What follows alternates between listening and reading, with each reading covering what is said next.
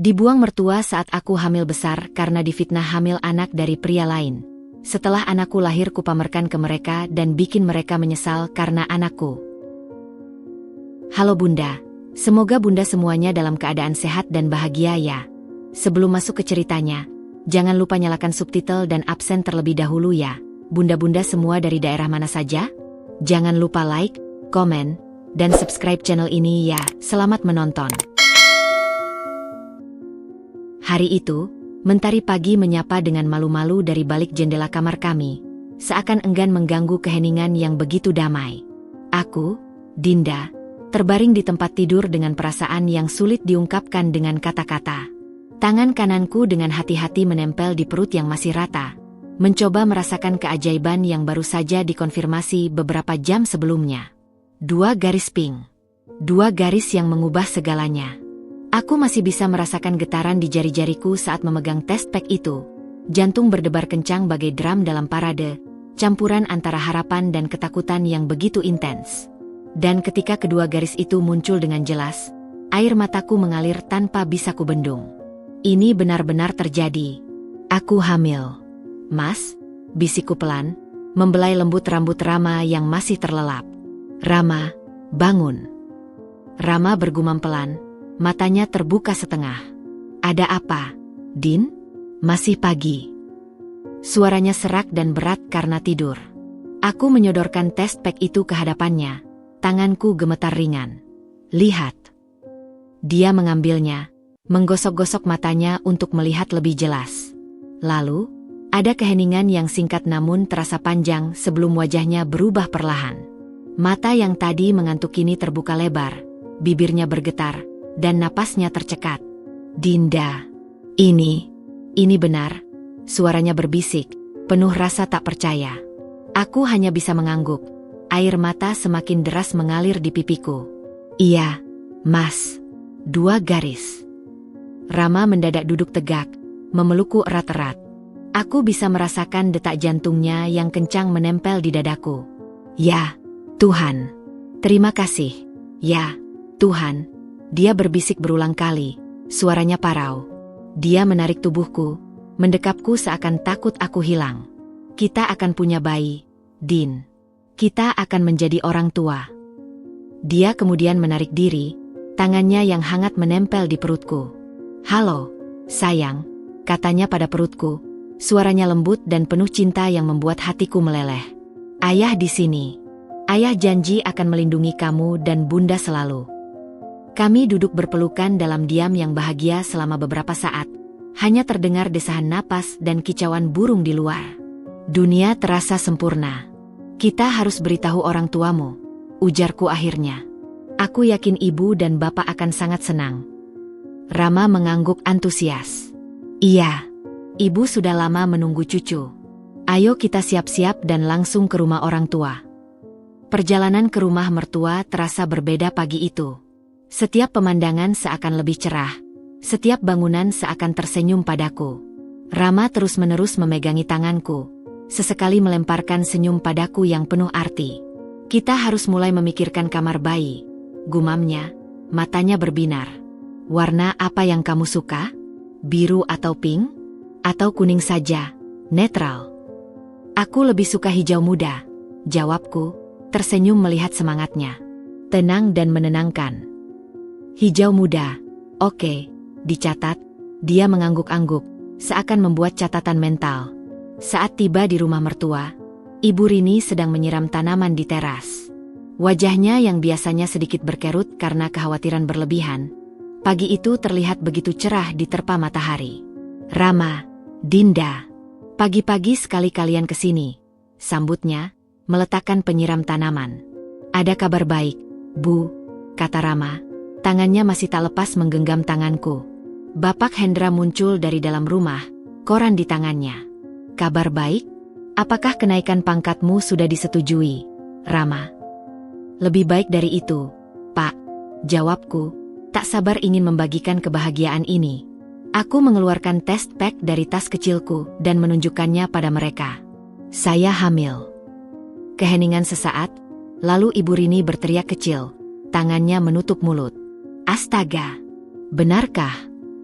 Dia segera mendekat dan memelukku. Akhirnya, cucu pertama. Ini berita terbaik. Pelukannya hangat, dan untuk sesaat, aku merasa benar-benar diterima. Bapak Hendra mendekat dan menepuk bahu Rama dengan bangga. Selamat, nak. Sekarang kau harus lebih bertanggung jawab. Lalu dia menoleh padaku. Jaga baik-baik kandunganmu, Dinda. Jangan sampai kelelahan. Iya, Pak. Terima kasih. Jawabku sopan. Masuk, masuk, sahut Ibu Rini, memegangi tanganku dan membawaku ke dalam. Ibu punya resep tradisional untuk memperkuat kandungan. Kamu harus minum ini secara teratur. Dan ingat, jangan angkat beban berat, jangan terlalu banyak berlari, dan jangan. Rama memandangku dengan mata berbinar. Senyum lebar tak pernah lepas dari wajahnya. Aku mencicipi sedikit kuahnya. Rasanya unik. Tapi melihat betapa bahagianya Ibu Rini, aku memaksakan diri untuk tersenyum manis. Enak, Bu. Terima kasih. Sudah kuduga kamu akan suka, jawab Ibu Rini bangga.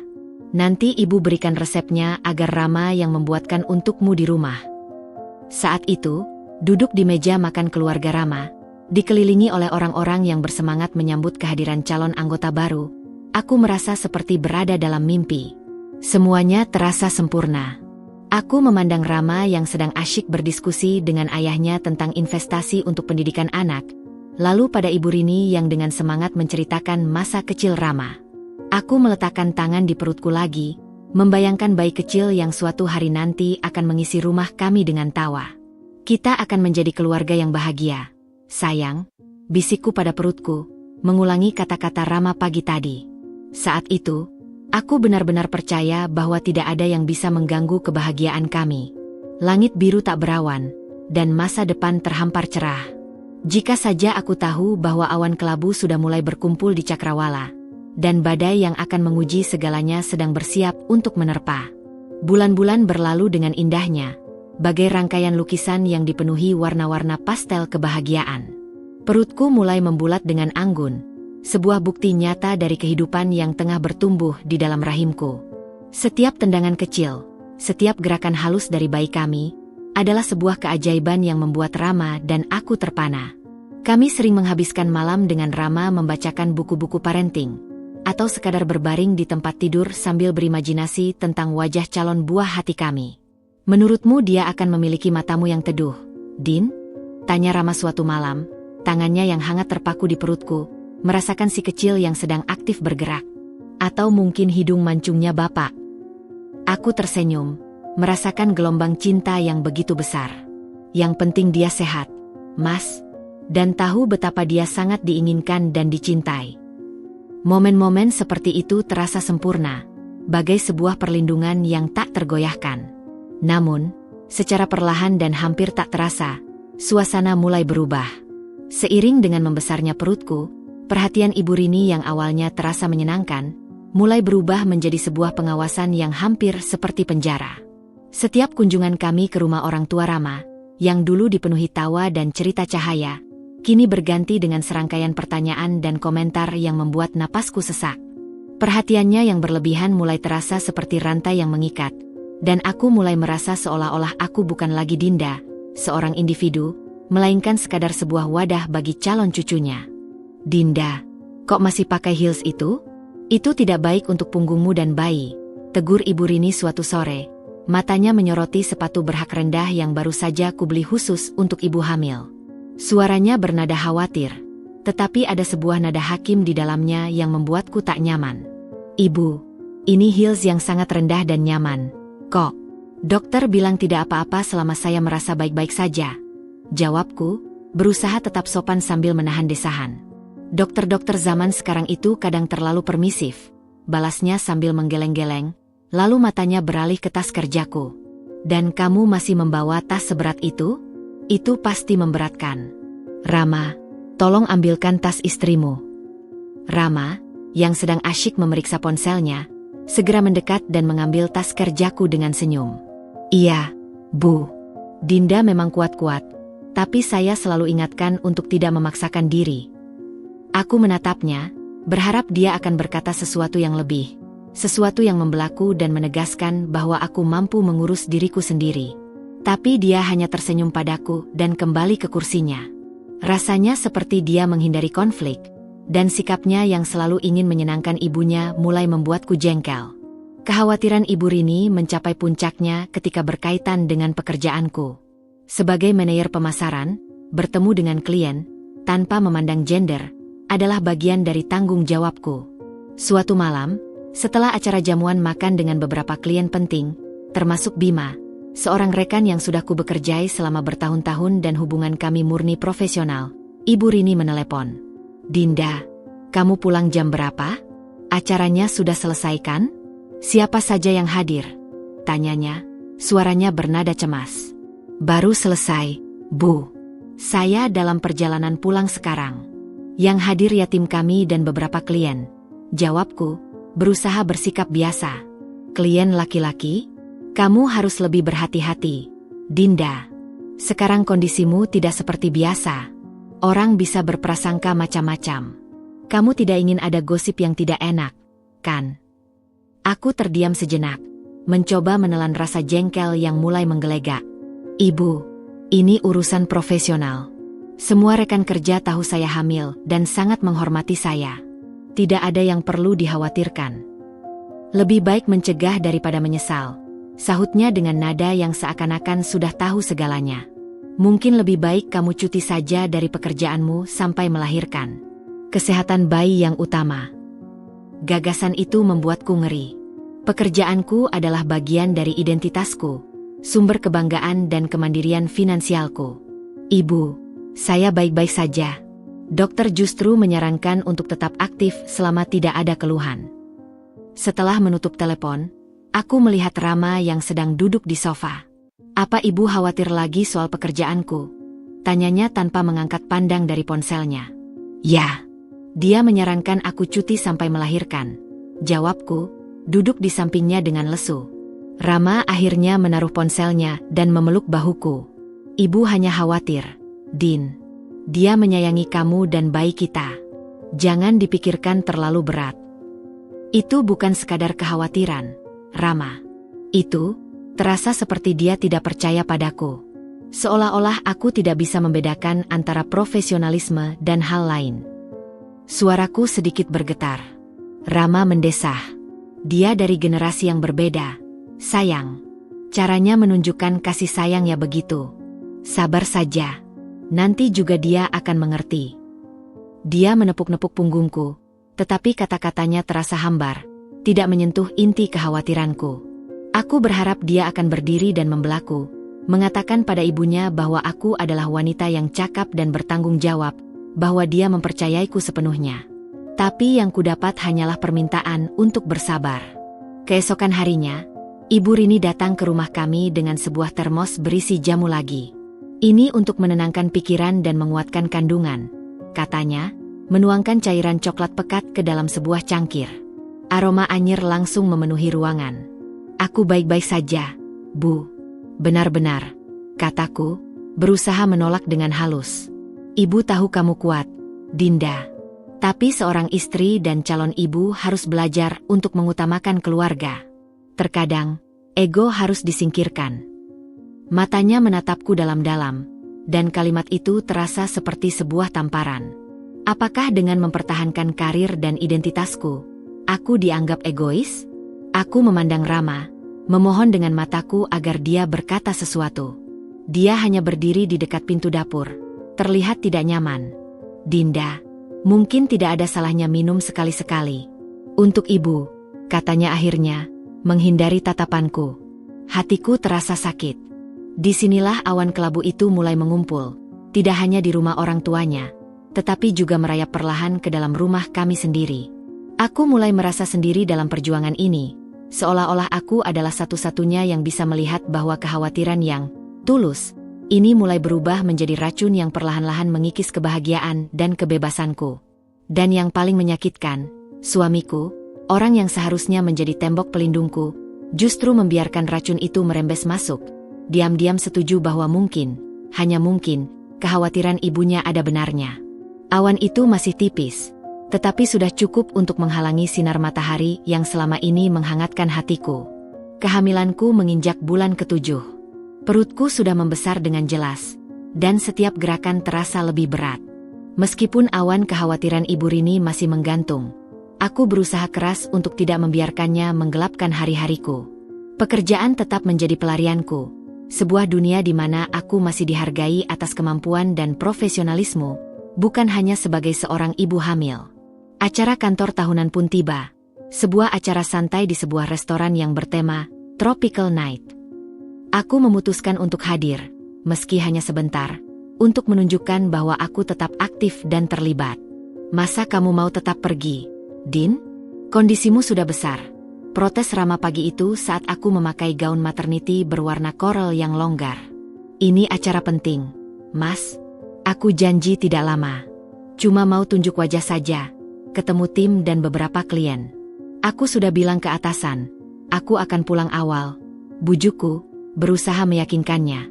Lagi pula, dokter bilang tetap aktif itu baik, asal jangan kelelahan. Rama menghela napas. Iya, tapi hati-hati ya. Aku jemput nanti jam 9. Jam 8.30 saja, ya? Aku pasti sudah capek, jawabku sambil mencium pipinya. Suasana di acara itu riuh dan penuh tawa. Rekan-rekanku menyambutku dengan hangat, memujiku tampak bersinar. Bima, rekan kerjaku yang sudah seperti saudara, menghampiriku dengan segelas jus. Dinda, kamu makin cantik aja. Gak kerasa ya udah mau jadi ibu. Amin, Bim. Tapi berat juga. Nih, bawanya, candaku sambil tertawa. Kami memang akrab, tetapi selalu dalam batasan profesional. Dia bahkan sudah sering bercerita tentang pacarnya yang serius. Acara berlangsung meriah. Ada sesi foto bersama dengan latar belakang tropis. Kami semua berkumpul, berjejer untuk sebuah foto kelompok. Bima kebetulan berdiri di sebelahku, dan tanpa pikir panjang, dia meletakkan tangan di bahuku dengan riangnya, seperti yang dilakukan semua orang dalam foto kelompok yang akrab. Senyummu, Dint, serunya. Aku tersenyum lebar, tangan menopang perutku. Saat itulah, kamera mengabadikan momen tersebut. Sebuah foto kebersamaan yang polos, penuh keceriaan. Aku pulang pukul 9 malam, merasa lelah tetapi bahagia. Rama menjemputku dengan wajah datar. Seru acaranya? Tanyanya singkat. Seru. Senang ketemu semuanya. Mereka pada kasih kado kecil buat bayi. Jawabku sambil menunjukkan bingkisan kecil. Hari-hari berlalu seperti biasa. Aku sama sekali tidak mengira bahwa foto polos itu akan menjadi bumerang. Kira-kira seminggu setelah acara, pada sebuah Sabtu sore, kami sedang berkunjung ke rumah mertua. Suasana awalnya cukup cair. Ibu Rini bahkan terlihat riang, menanyakan perkembangan janin dan memberiku nasihat tentang menyusui. Tiba-tiba, ponsel Rama berbunyi. Dari tempat dudukku, aku bisa melihat wajahnya yang berubah. Dia mengerutkan kening, matanya terpaku pada layar. Wajahnya yang tadi riang mendadak suram. Ada apa, Rama? Tanya Bapak Hendra yang menyadari perubahan pada anaknya. Rama tidak menjawab. Dia hanya memutar ponselnya dan menunjukkannya pada kami semua. Di layar itu, terpampang sebuah foto. Fotoku dan Bima. Tapi ini bukan foto kelompok. Fotonya telah dipotong dengan sangat rapi, sehingga hanya menampilkan aku dan Bima berdua saja. Tangannya di bahuku, dan senyum lebar di wajah kami berdua. Aku terlihat sedang menopang perutku, yang terlihat jelas membesar. Pemandangannya terasa intim, seolah-olah kami berdua saja di dunia. Dan yang lebih menghancurkan, ada sebuah pesan pendek yang menyertai foto itu, dari sebuah nomor yang tidak dikenal. Sudah tahu kan, siapa sebenarnya ayah dari bayi itu? Selama ini dibohongi. Dunia seakan berhenti berputar. Ruang keluarga yang hangat tiba-tiba terasa seperti ruang pendingin. Apa ini? Desis Ibu Rini, suaranya bergetar, bukan karena sedih, tapi karena kemarahan yang meluap. Matanya yang membelalak menatapku penuh kebencian dan kemenangan yang mengerikan. Seolah-olah semua kecurigaannya selama ini terbukti. Bukan seperti itu, Bu. Ini foto dari acara kantor. Itu foto kelompok, dipotong seenaknya. Bantahku, suaraku tinggi panik. Aku berdiri, tanganku gemetar. Tanya saja yang lain. Itu ada semua orang di foto aslinya. Rama masih terduduk diam, wajahnya pucat pasi. Dia menatap foto itu, seakan-akan tidak mendengar pembelaanku. Foto kelompok, sergah Ibu Rini, suaranya menusuk. Lalu kenapa tangannya di bahumu? Kenapa kalian terlihat sangat mesra? Kebetulan yang keterlaluan. Itu hanya pose biasa, Bu. Semua orang juga berpose seperti itu. Dia itu teman kerjaku, Bima. Dia bahkan sudah punya pacar. Teriakku, air mata mulai menggenang. Ini mimpi buruk. Rama, kata Bapak Hendra dengan suara rendah dan berwibawa, memecah ketegangan. Apa kau punya penjelasan tentang ini? Dia tidak menatapku. Pertanyaannya hanya ditujukan pada anaknya. Rama akhirnya mengangkat kepalanya. Matanya merah, penuh dengan rasa sakit dan kebingungan. Dia menatapku, dan untuk pertama kalinya, aku melihat keraguan yang dalam di matanya. Keraguan yang mematikan. Dinda, katanya, suaranya parau dan hancur. Jujurlah. Apa ada sesuatu yang harus kau beritahukan padaku? Kalimat itu menghancurkan hatiku lebih dari teriakan Ibu Rini sekalipun. Rasanya seperti ditusuk dari belakang oleh orang yang paling kupercaya. Air mataku akhirnya tumpah. Kamu tidak percaya padaku, Rama? Setahun kita menikah, kamu pikir aku bisa melakukan ini? Padamu? Pada bayi kita? Suaraku terputus-putus oleh isak tangis. Lalu jelaskan ini, Dinda, bentak Ibu Rini, menunjuk ponsel Rama seakan-akan itu adalah bukti mahkota. Kebetulan ada orang iseng yang kirim foto ini. Dia pasti tahu sesuatu yang kita tidak tahu. Aku melihat sekeliling. Ibu Rini dengan wajah penuh kebencian dan keyakinan bahwa aku pengkhianat. Bapak Hendra dengan wajah dingin dan penilaian. Dan Rama, suamiku, dengan wajah yang hancur dan keraguan yang dalam. Aku merasa sangat sendiri. Bom waktu itu akhirnya meledak. Dan ledakannya tidak hanya menghancurkan kepercayaan, tetapi juga mulai merobek-robek dasar dari pernikahan kami. Dalam sekejap, identitasku sebagai seorang istri yang setia dan calon ibu yang bahagia, hancur berkeping-keping, digantikan oleh cap sebagai seorang pendusta dan pengkhianat. Dan yang paling menyakitkan, suamiku membiarkannya terjadi. Ledakan awal dari foto itu bagaikan gempa yang meruntuhkan fondasi, tetapi gempa susulan yang terjadi malam itu di ruang keluarga rumah mertua adalah yang benar-benar menghancurkan sisa-sisa bangunan kebahagiaan kami. Suasana yang tadinya hangat dan familial, dalam sekejap berubah menjadi ruang interogasi yang dingin dan menyesakkan. Aku tidak lagi dipandang sebagai Dinda, menantu yang mereka sambut dengan sukacita, melainkan sebagai seorang terdakwa yang harus mengaku di hadapan hakim dan juri yang sudah memutuskan kesalahanku. Sudah, Dinda. Duduk, perintah Bapak Hendra, suaranya datar dan penuh wibawa, seolah-olah dia adalah seorang hakim yang membuka sidang. Tangannya menunjuk ke kursi kosong di tengah ruangan, yang seakan-akan menjadi kursi para terdakwa. Aku, dengan kaki yang gemetar dan perut yang tiba asa terasa sangat berat, menurut. Rama duduk di sampingku, tetapi dia tidak menyentuhku, tidak mencoba menghibur. Dia hanya menatap lantai, bahunya membungkuk seakan menanggung beban yang tak terlihat. Ibu tidak mau drama, Dinda. Ibu Rini mulai, berdiri di hadapanku seperti jaksa penuntut. Matanya menyala-nyala, penuh dengan keyakinan akan kebenaran versinya sendiri. Ibu sudah curiga dari dulu.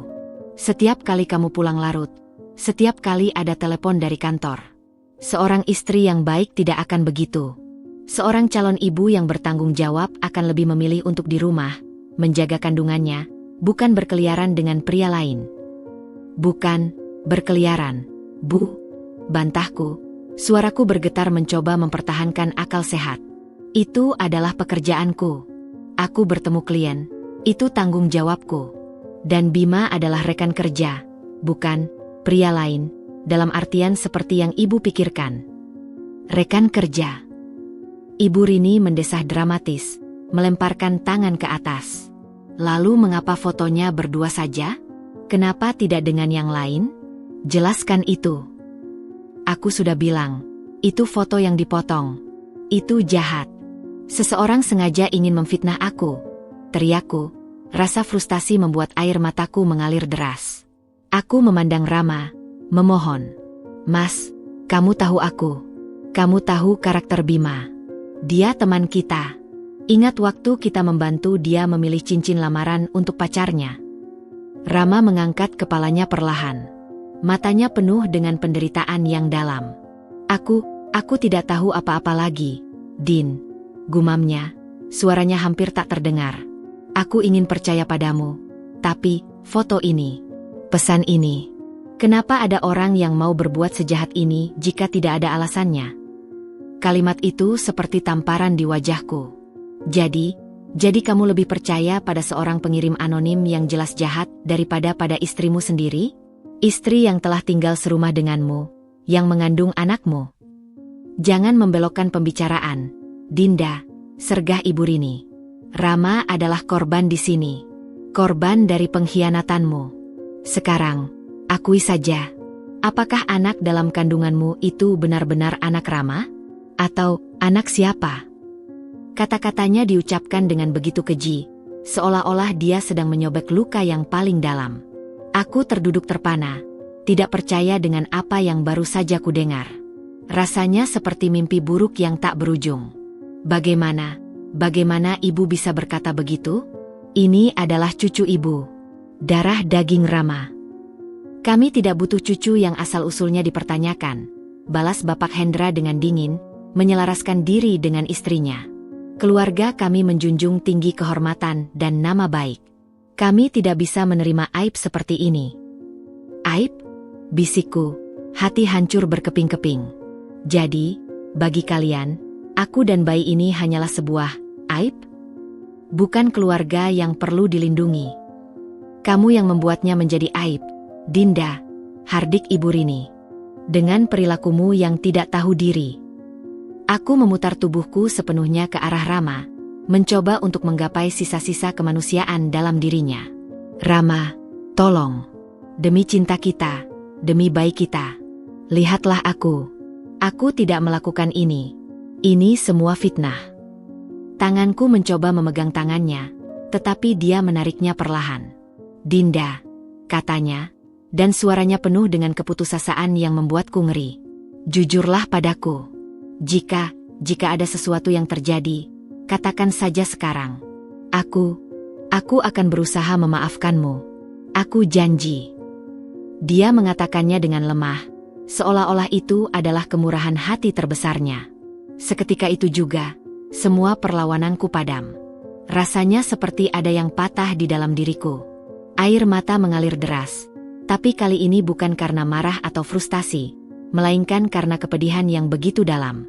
Suamiku, orang yang kucintai, lebih memilih untuk percaya pada sebuah kebohongan yang kejam daripada pada kata-kataku. Dia lebih memilih pengakuan daripada membelaku. Dia lebih takut mengecewakan orang tuanya daripada kehilangan aku dan bayi kami. Kamu mau aku mengaku pada sesuatu yang tidak pernah kulakukan? Bisikku, suaraku hancur. Hanya agar semua ini selesai? Agar kamu tidak perlu berdebat dengan orang tuamu lagi? Rama tidak menjawab. Dia hanya menundukkan kepalanya lebih dalam, air matanya menetes ke lantai. Itu adalah jawabannya. Di ruang pengadilan keluarga ini, aku telah divonis bersalah tanpa bukti, tanpa pengadilan yang adil. Hakim dan juri adalah orang tua yang sudah berprasangka, dan satu-satunya saksi yang seharusnya membelaku justru memilih untuk menjadi penonton yang pasif. Ruangan yang dulu penuh dengan kenangan indah, kini hanya menyisakan kepedihan, pengkhianatan, dan rasa kesepian yang paling menyiksa. Aku menarik napas dalam-dalam, merasakan bayi dalam kandunganku bergerak, seakan ikut merasakan kesedihan ibunya. Pada titik itu, aku tahu, pertempuran ini telah kalah sebelum sempat dimulai. Kesunyian yang menyergap usai kata-kata terakhirku terucap terasa lebih menusuk daripada teriakan-teriakan sebelumnya. Ruang keluarga yang megah itu kini bagai ruang tak beralas udara, dan setiap tarikan napas terasa seperti menyedot serpihan kaca ke dalam paru-paru. Aku terduduk lumpuh di kursi, terdakwa. Mataku tak lepas dari punggung Rama yang membungkuk. Air matanya yang menetes ke lantai seharusnya mengundang rasa iba, tapi yang kurasakan justru kepedihan yang lebih dalam. Dia menangis, Bukan untukku atau bayi kami, tetapi untuk dirinya sendiri, untuk dunianya yang runtuh oleh sebuah kebohongan yang dia pilih untuk dipercayai. Ibu Rini, yang melihat anaknya menangis, bagai mendapatkan pembenaran terakhir. Wajahnya yang keriput mengeras, menjadi sebuah topeng kebencian yang tak tergoyahkan. Dia melangkah mendekat, dan jari telunjuknya yang runcing diacungkan ke arahku, bagai pedang yang siap menghunus. "Cukup," hardiknya. Suaranya menggores luka di keheningan.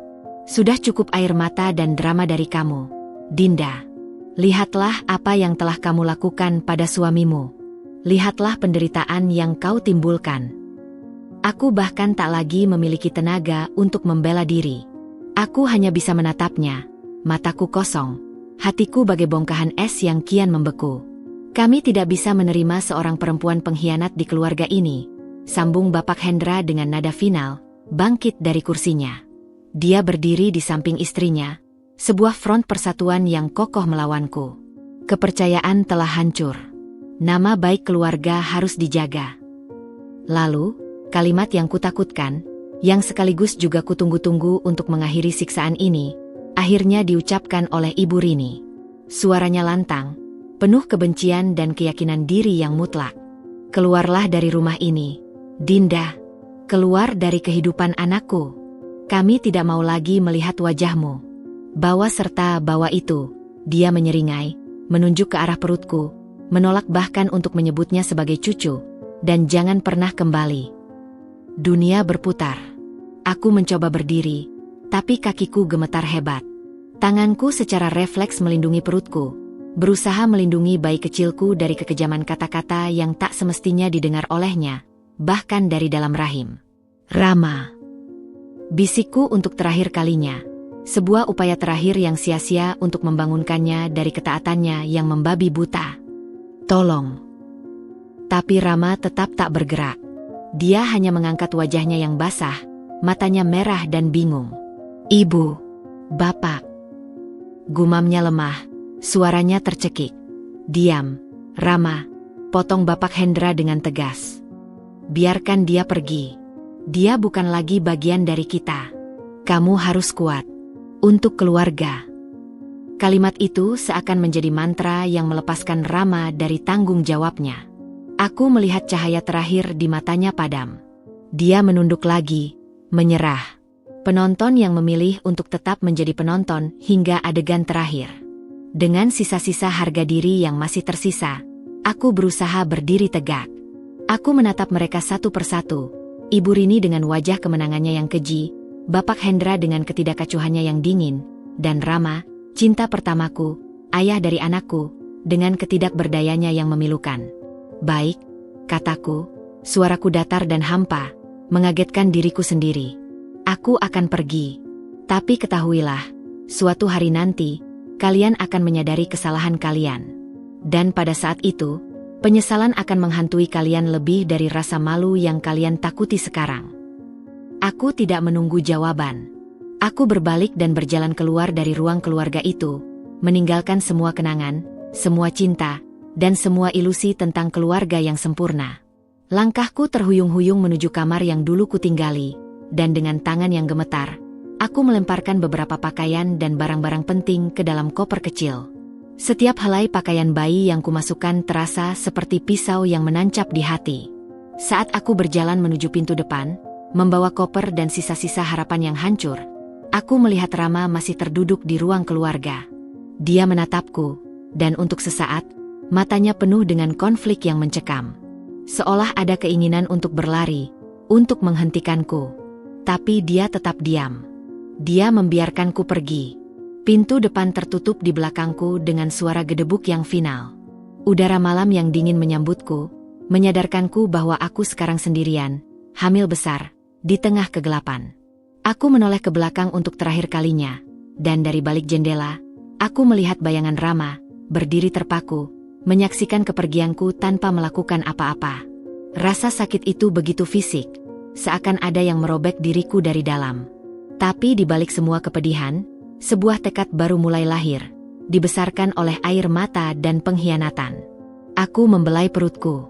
"Kita akan baik-baik saja, sayang," bisikku pada bayi dalam kandunganku, Suaraku bergetar tapi penuh keyakinan yang baru. Hanya kita berdua. Ibu akan melindungimu. Ibu akan membesarkanmu dengan cinta. Dan suatu hari nanti, kita akan membuktikan pada mereka semua betapa kelirunya mereka. Dengan tekad itu menguat di hati, aku melangkah pergi, meninggalkan rumah yang dulu disebut rumah, menuju ketidakpastian, namun dengan satu kepastian, aku harus kuat untuk buah hatiku. Bab kehidupan yang satu ini telah berakhir dengan tragis, tetapi sebuah bab baru, yang mungkin lebih sulit, namun penuh dengan harga diri dan kebenaran, telah dimulai. Malam itu seakan-akan memiliki beratnya sendiri, menekan pundakku yang sudah lunglai. Setiap langkah kakiku menjauhi rumah Rama terasa seperti menapaki medan yang dipenuhi kaca pecah, baik secara harfiah maupun metaforis.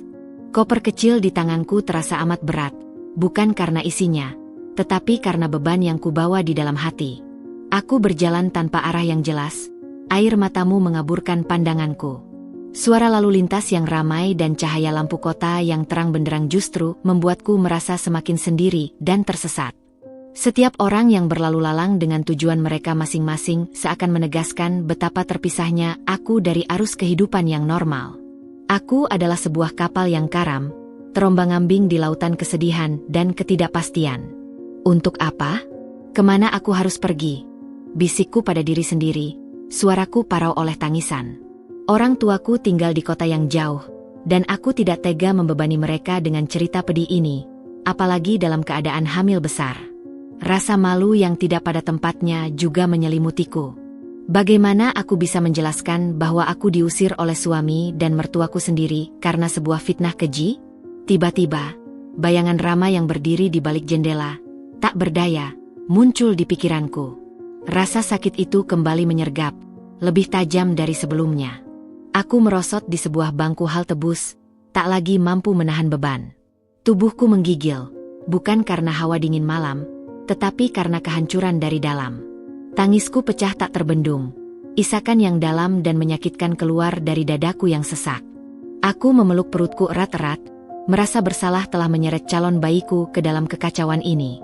Bayiku, maafkan ibu, lolongku pelan, ibu tidak tahu harus kemana lagi. Dalam keputusasaan itu, sebuah nama terlintas di benakku, Sari. Sahabatku sejak SMA, yang selalu menjadi pendengar yang sabar dan tempatku berlindung. Tanpa pikir panjang, dengan tangan gemetar, aku mengeluarkan ponselku dari tas. Layarnya retak, seperti hatiku. Aku menelponnya. Din? Ini jam segini, ada apa? Suara Sari yang masih mengantuk terdengar di seberang. Begitu dia mendengar isak tangisku yang tak terbendung, nada suaranya langsung berubah menjadi waspada dan penuh perhatian. Dinda, kamu di mana? Apa yang terjadi? Aku mencoba menjelaskan, tapi kata-katanya tertahan oleh tangis. Sari, aku diusir. Mereka bilang bayi ini bukan anak Rama. Apa? Teriak Sari, sekarang sepenuhnya terbangun. Diam di sana, jangan kemana-mana. Beritahu aku lokasimu sekarang. Aku jemput. Tak lama kemudian, mobil Sari mendadak berhenti di depanku.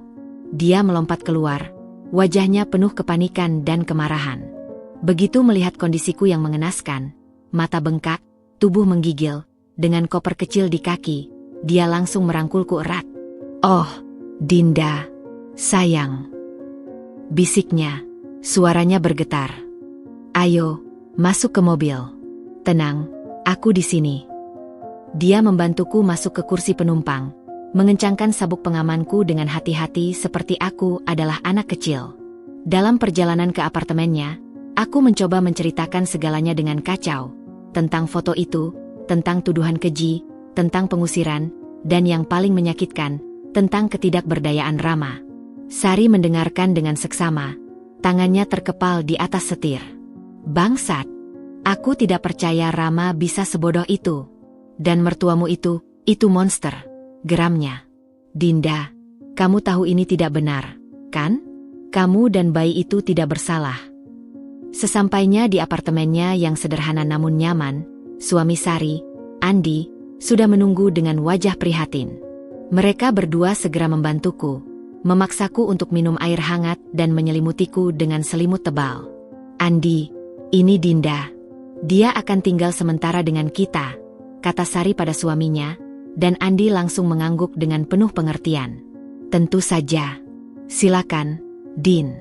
Anggap saja rumah sendiri," ujar Andi dengan suara lembut.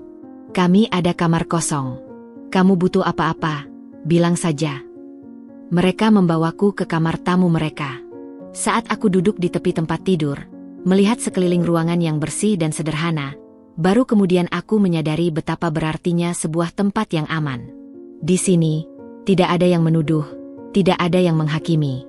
Hanya ada penerimaan dan kepedulian. "Sari, Andi, aku tidak tahu harus berterima kasih bagaimana," isakku, rasa lega bercampur dengan rasa malu. "Aku akan cari tempat lain besok.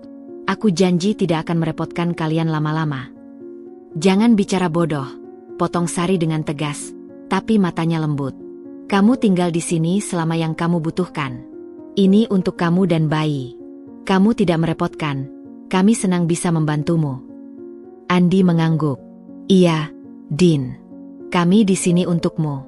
Sekarang, coba tidur. Besok kita bicara lagi." Mereka meninggalkanku sendirian di kamar.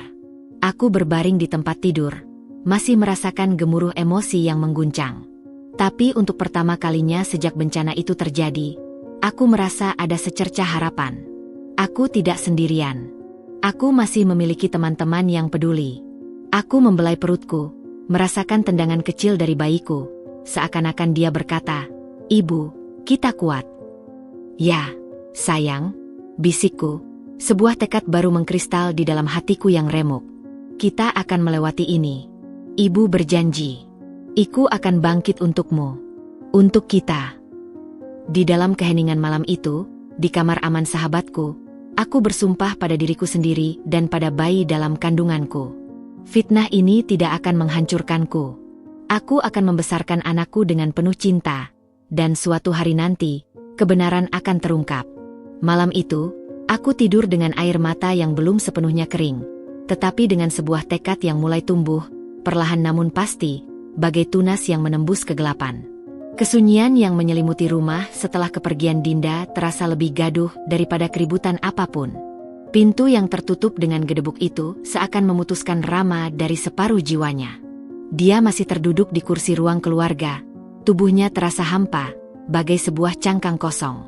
Air mata yang mengalir di pipinya telah mengering, meninggalkan bekas garam dan rasa hampa yang tak tertahankan.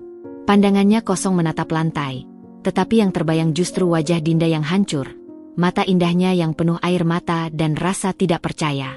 "Sudah, Rama. Itu yang terbaik," ujar ibunya, suaranya mencoba menenangkan, tetapi bagi Rama, itu seperti pisau yang mengoyak-ngoyak hatinya. "Dia bukan jodohmu. Kita akan cari yang lebih baik, dari keluarga yang jelas asal-usulnya." Rama tidak menjawab. Pikirannya berputar-putar pada foto itu, pada pesan anonim itu. Tapi yang lebih kuat dari itu adalah ingatannya pada Dinda. Dinda yang selalu pulang dengan cerita-cerita ceria tentang kantornya. Dinda yang dengan bangga menunjukkan tes kehamilan mereka. Dinda yang memegang tangannya erat-erat setiap kali mereka berjalan-jalan. Apakah semua itu palsu? Apakah senyuman dan cintanya selama ini adalah sebuah sandiwara yang sempurna? "Bapak, Ibu," gumam Rama akhirnya, suaranya serak. Apa kita tidak terburu-buru? Maksudku, itu hanya satu foto.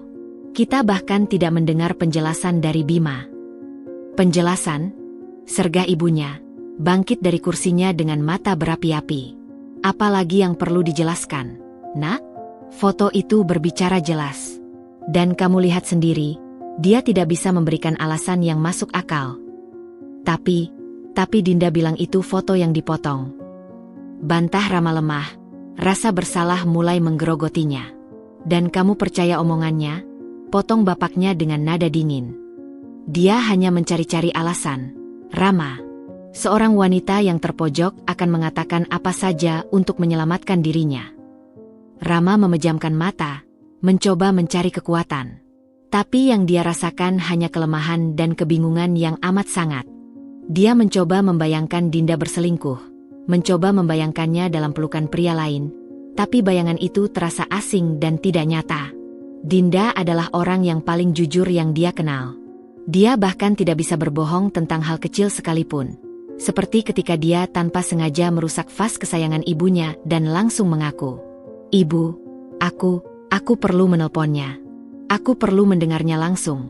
Pinta Rama mencoba berdiri, tapi ibunya segera menghalanginya. "Jangan, Rama. Jangan lemah. Dia akan memanfaatkan kelemahanmu. Dia akan membodohi kamu lagi dengan air matanya." Tiba-tiba, ibunya memegangi dadanya. Wajahnya berkerut kesakitan. "Aduh, jantung ibu. Rasanya sesak." Rama langsung panik. Dia mendekati ibunya, menopang tubuhnya yang terhuyung-huyung. Ibu, bagaimana?" "Tenang, Ibu. Lihat, Nak," desis ibunya, memegangi tangan Rama dengan erat. "Lihat apa yang dia lakukan pada keluarga kita. Pada ibu. Kamu mau pilih dia, atau pilih ibumu yang sudah membesarkan kamu?" Pertanyaan itu menggantung di udara, bagai sebuah jerat. Rama melihat wajah ibunya yang pucat, dan rasa takut kehilangan yang lain menghantuinya. Dia sudah kehilangan Dinda. Dia tidak bisa kehilangan ibunya juga. "Baik, Ibu. Tenang saja. Aku di sini," bisik Rama, menyerah. Dia membantu ibunya ke kamar, merasa seperti pengkhianat yang lebih keji daripada apapun yang didakwakan pada Dinda. Malam itu, Rama berbaring di tempat tidur yang terasa luas dan dingin tanpa kehadiran Dinda. Dia menatap langit-langit, memutar kembali semua kejadian. Ketaatannya pada orang tua selalu diajarkan sebagai sebuah kewajiban mutlak. Tapi malam ini, untuk pertama kalinya, itu terasa seperti sebuah belenggu. Dia membiarkan orang tuanya mengusir istrinya yang sedang hamil besar tanpa bukti yang kuat. Dia membiarkan mereka menuduh bayi dalam kandungannya bukan darah dagingnya. Dia mengambil ponselnya, membuka galeri foto. Dia melihat foto-foto mereka berdua, foto pernikahan mereka yang penuh kebahagiaan, foto saat Dinda memberitahunya bahwa dia hamil. Di setiap foto, mata Dinda memancarkan cinta dan kejujuran. Apakah semua itu bisa dipalsukan? Dia mengetik pesan untuk Dinda. "Din, maafkan aku. Aku tidak tahu lagi apa yang harus kupercaya." "Di mana kamu? Kamu baik-baik saja?" jawab Please. Tapi pesan itu tidak terkirim. Ada tanda centang merah. Nomornya sudah diblokir. Rasa sesak yang hebat menekan dadanya. Dia telah kehilangan dia. Benar-benar kehilangan dia. Dan yang tersisa hanyalah penyesalan yang dalam dan rasa bersalah yang akan menghantuinya untuk waktu yang lama. Dalam kesendiriannya, dia akhirnya menangis lagi. Tangisan seorang suami yang menyadari bahwa dia mungkin telah menghancurkan hidupnya sendiri karena ketaatan yang buta dan ketidakdewasaan untuk memperjuangkan apa yang benar-benar dicintainya. Dia adalah seorang yang bebas, namun terpenjara oleh harapan dan rasa takutnya sendiri. Dan di dalam penjara itu, dia menyadari bahwa yang paling dia sesali bukanlah fitnah itu, tetapi ketidakmampuannya untuk menjadi suami yang seharusnya bagi Dinda. Hari-hari pertama di apartemen Sari terasa seperti berjalan melalui kabut tebal. Setiap bangun pagi, aku harus mengingatkan diriku sendiri bahwa ini bukan mimpi buruk. Rasa kehilangan dan pengkhianatan itu seperti luka terbuka yang terus diusap garam setiap kali aku teringat tatapan tidak percaya Rama atau kata-kata keji Ibu Rini. Ada saat-saat di mana aku hanya ingin tinggal di tempat tidur, membiarkan kesedihan menelanku wole. Tapi, setiap kali rasa itu datang, sang bayi dalam kandunganku akan bergerak-gerak, seolah-olah mengingatkanku bahwa aku tidak lagi hidup untuk diriku sendiri. "Din, kamu harus makan," desis Sari suatu pagi, membawakan sepiring buah dan roti panggang ke kamarku. Matanya penuh kepedulian. "Bukan cuma untuk kamu, tapi untuk si kecil." Aku mengangguk lesu, mengambil sepotong apel. Rasanya seperti ampas di mulutku, tapi aku memaksakan diri untuk mengunyah dan menelan. Setiap suapan terasa seperti pencapaian kecil. "Terima kasih, Sar, untuk semuanya," ucapku. Suaraku masih serak karena sering menangis di malam hari. "Jangan sungkan-sungkan." "Tapi, Dinda, kamu tidak bisa terus seperti ini," katanya, duduk di tepi tempat tidur. Kamu harus bangkit. Untuk dirimu, dan untuk bayi itu. Dia benar. Aku tahu dia benar. Tapi bagaimana caranya membangun kembali diri dari puing-puing yang berantakan? Puncaknya adalah saat aku pergi untuk pemeriksaan kehamilan pertama kali sejak kejadian itu. Duduk di ruang tunggu dokter kandungan sendirian, melihat pasangan-pasangan lain yang saling berbagi senyum dan kegembiraan, rasanya seperti pisau yang mengoyak-nyoyak hatiku. Saat USG, ketika dokter memperdengarkan detak jantung kecil yang kuat dan memperlihatkan bayangan kecil bayiku di layar, air mataku mengalir deras. Detak jantungnya kuat, Bu Dinda. Bayinya sehat dan aktif sekali, ujar dokter dengan senyum. Semua sesuai perkembangan untuk usia kehamilan 32 minggu. Bayiku sehat. Dia bertahan, bahkan ketika dunianya ibunya berantakan. Pada saat itulah, seperti tersambar petir di siang bolong, sebuah tekad yang keras dan murni lahir dalam diriku. Aku tidak boleh menyerah. Aku tidak boleh membiarkan mereka yang menyakitiku merenggut kebahagiaan anakku. Dia layak mendapatkan ibu yang kuat, bukan ibu yang terpuruk dalam kesedihan. Terima kasih, dokter, kataku. Suaraku lebih tegas dari yang kuduga. Aku menyeka air mataku. Ini adalah air mata terakhir untuk rasa sedihku. Mulai sekarang, air mataku hanya untuk kebahagiaan dan kekuatan. Pulang ke apartemen Sari, aku melihat diriku di cermin. Wajahku pucat, matanya bengkak, tapi ada api kecil yang mulai menyala di balik keputusasaan. Cukup, bisikku pada bayangan di cermin. Cukup, Dinda. Kamu harus menjadi ibu yang layak untuk anakmu. Keesokan harinya, aku mulai bertindak.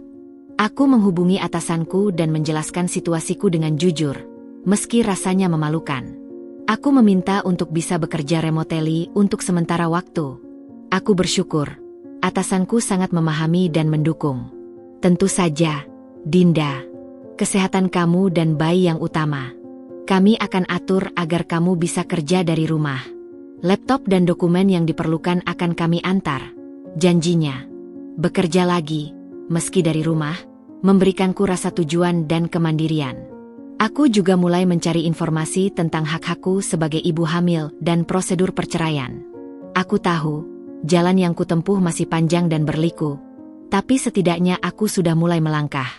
Sari dan Andi adalah penyemangat yang luar biasa. Mereka tidak pernah lelah mendengarkanku, menguatkanku, dan mengingatkanku pada nilai diriku.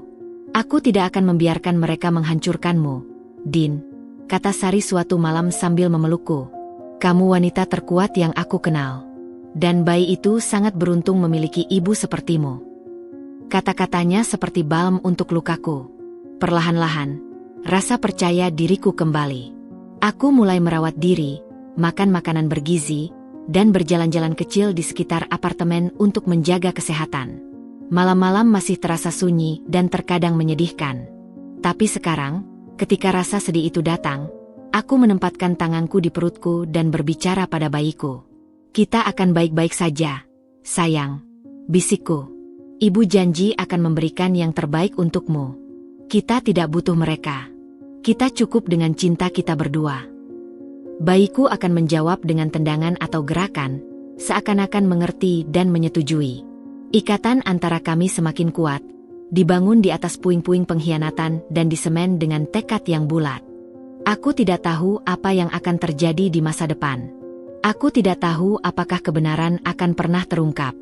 Tapi satu hal yang aku tahu, aku telah menemukan kekuatan yang tidak kukira kumiliki. Kekuatan seorang ibu yang berjuang untuk anaknya. Dan dengan kekuatan itu, aku siap menghadapi apapun, termasuk melahirkan dan membesarkan anakku sendirian, dengan kepala tegak dan hati yang penuh cinta. Bab baru dalam hidupku telah dimulai, dan kali ini, aku yang akan memegang kendali. 3 bulan telah berlalu sejak pengusiran itu, dan rumah keluarga Rama yang dulu dipenuhi dengan kemewahan dan kesan sempurna, kini bagai sebuah istana yang sepi. Kekosongan itu terasa nyata, bukan hanya secara fisik, tetapi juga secara emosional. Ibu Rini, yang dulu begitu vokal dan penuh keyakinan, kini lebih banyak menghabiskan waktunya di ruang keluarganya. Tatapannya sering kosong menerawang keluar jendela.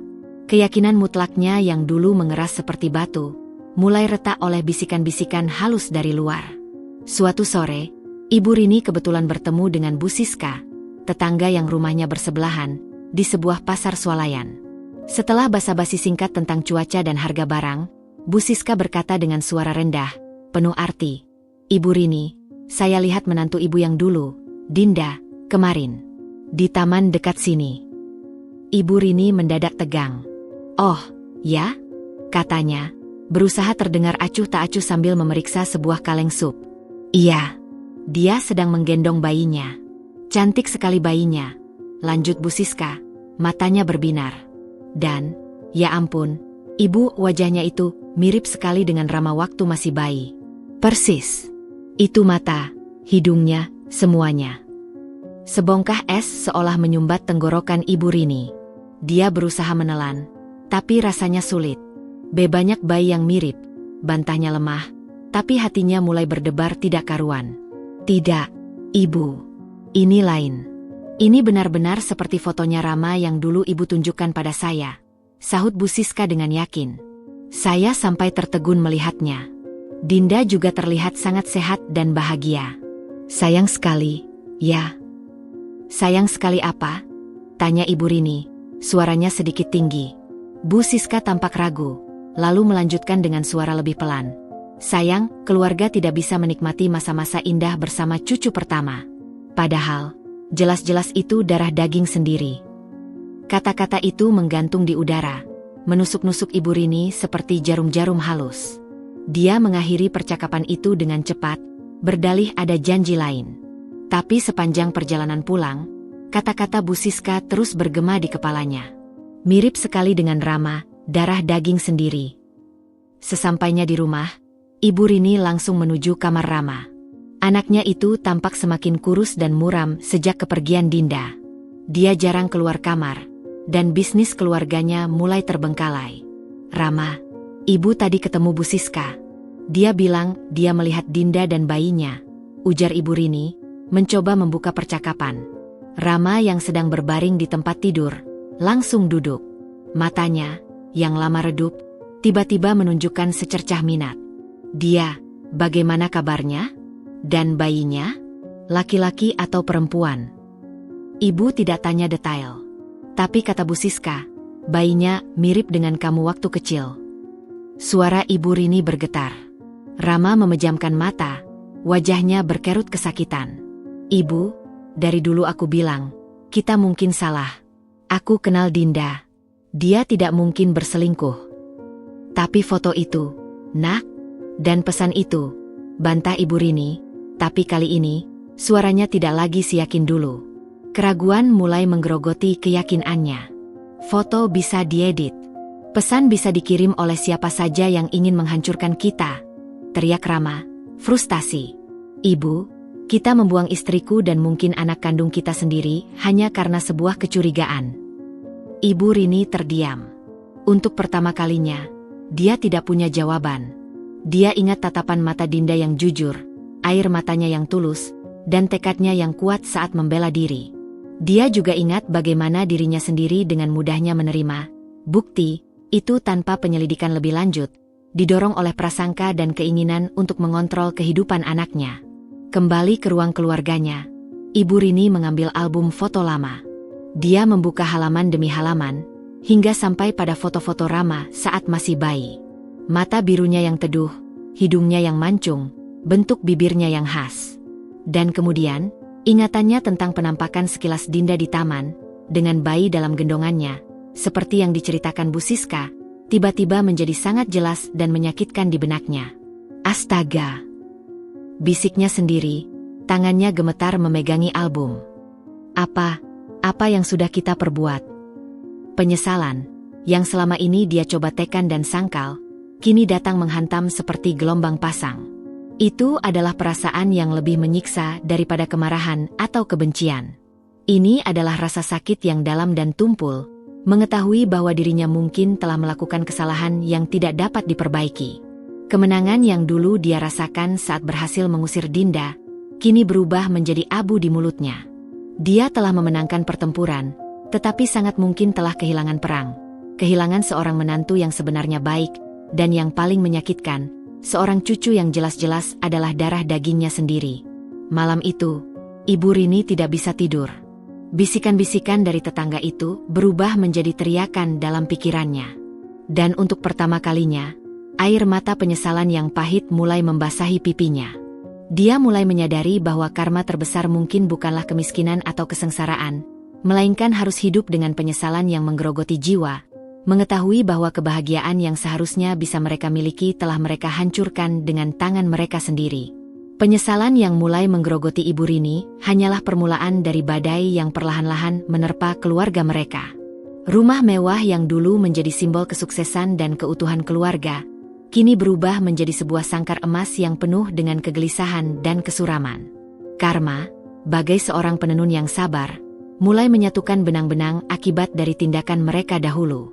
Konflik yang selama ini terpendam antara Rama dan orang tuanya mulai meletus ke permukaan. Suatu malam, saat makan malam yang sunyi, Bapak Hendra mencoba membahas rencana ekspansi bisnis keluarga. Rama, kita perlu fokus pada proyek baru di Surabaya ini. Kamu harus lebih sering ke sana. Mungkin tinggal beberapa minggu untuk mengawasi, ujar Bapak Hendra, memecahkan kesunyian. Rama, yang hanya memainkan makanannya dengan garpu, mengangkat kepalanya. Matanya yang dulu bersemangat kini tampak pudar. Aku tidak tertarik, Bapak. Ibu Rini terkejut. Tidak tertarik? Ini bisnis keluarga. Nak, masa depanmu. Masa depanku. Rama meletakkan garpunya dengan keras. Suaranya meninggi, penuh dengan kekecewaan yang tertahan. Masa depanku yang mana? Yang tanpa istri dan anak? Yang penuh dengan penyesalan karena membiarkan kalian mengusir Dinda? Jangan mulai lagi dengan itu, Rama. Potong Bapak Hendra dengan suara berwibawa. Itu sudah keputusan yang tepat untuk menjaga nama baik keluarga. Nama baik. Rama terkekeh pahit. Apa artinya nama baik jika kita tidak memiliki hati nurani? Kalian tahu, bisnis ini, semua kesuksesan ini, tidak ada artinya bagiku sekarang. Aku kehilangan segalanya karena ketaatan butaku pada kalian. Ibu Rini mencoba menenangkan, suaranya gemetar. Rama, sayang, Ibu juga mulai berpikir mungkin kita. Sudah terlambat, Ibu, bentak Rama, berdiri dari kursinya. Air matanya mengalir. Dinda sudah melahirkan.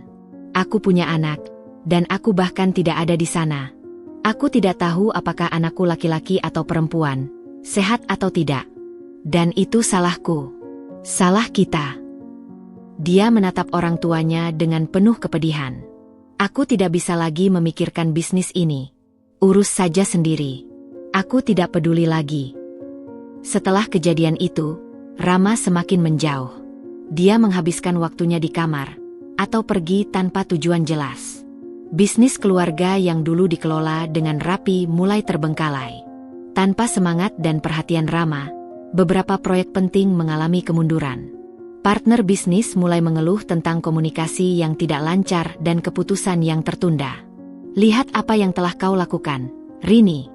Hardik Bapak Hendra suatu sore, melemparkan setumpuk laporan keuangan ke hadapan istrinya. Proyek Surabaya hampir gagal karena Rama tidak mau terlibat. Kerugian kita sudah miliaran. Ibu melakukan ini untuk keluarga, bantah Ibu Rini, tapi suaranya lemah. Keluarga? Keluarga kita hancur, teriak Bapak Hendra. Rama hancur, bisnis kita terancam, dan itu semua karena kecurigaan bodohmu dan keinginanmu untuk mengontrol segalanya. Tuduhan itu menggantung di udara seperti racun. Ibu Rini terdiam, tidak bisa membantah. Dia mulai menyadari bahwa kemenangannya mengusir Dinda adalah awal dari kehancuran mereka. Rumah mereka yang dulu hangat, kini dipenuhi dengan keheningan yang mematikan dan saling menyalahkan. Suatu hari, Ibu Rini memberanikan diri untuk mencari informasi tentang Dinda.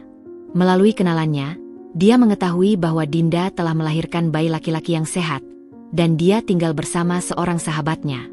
Kabar bahwa Dinda bisa bertahan dan bahkan tampak tegar justru membuat hatinya semakin sakit.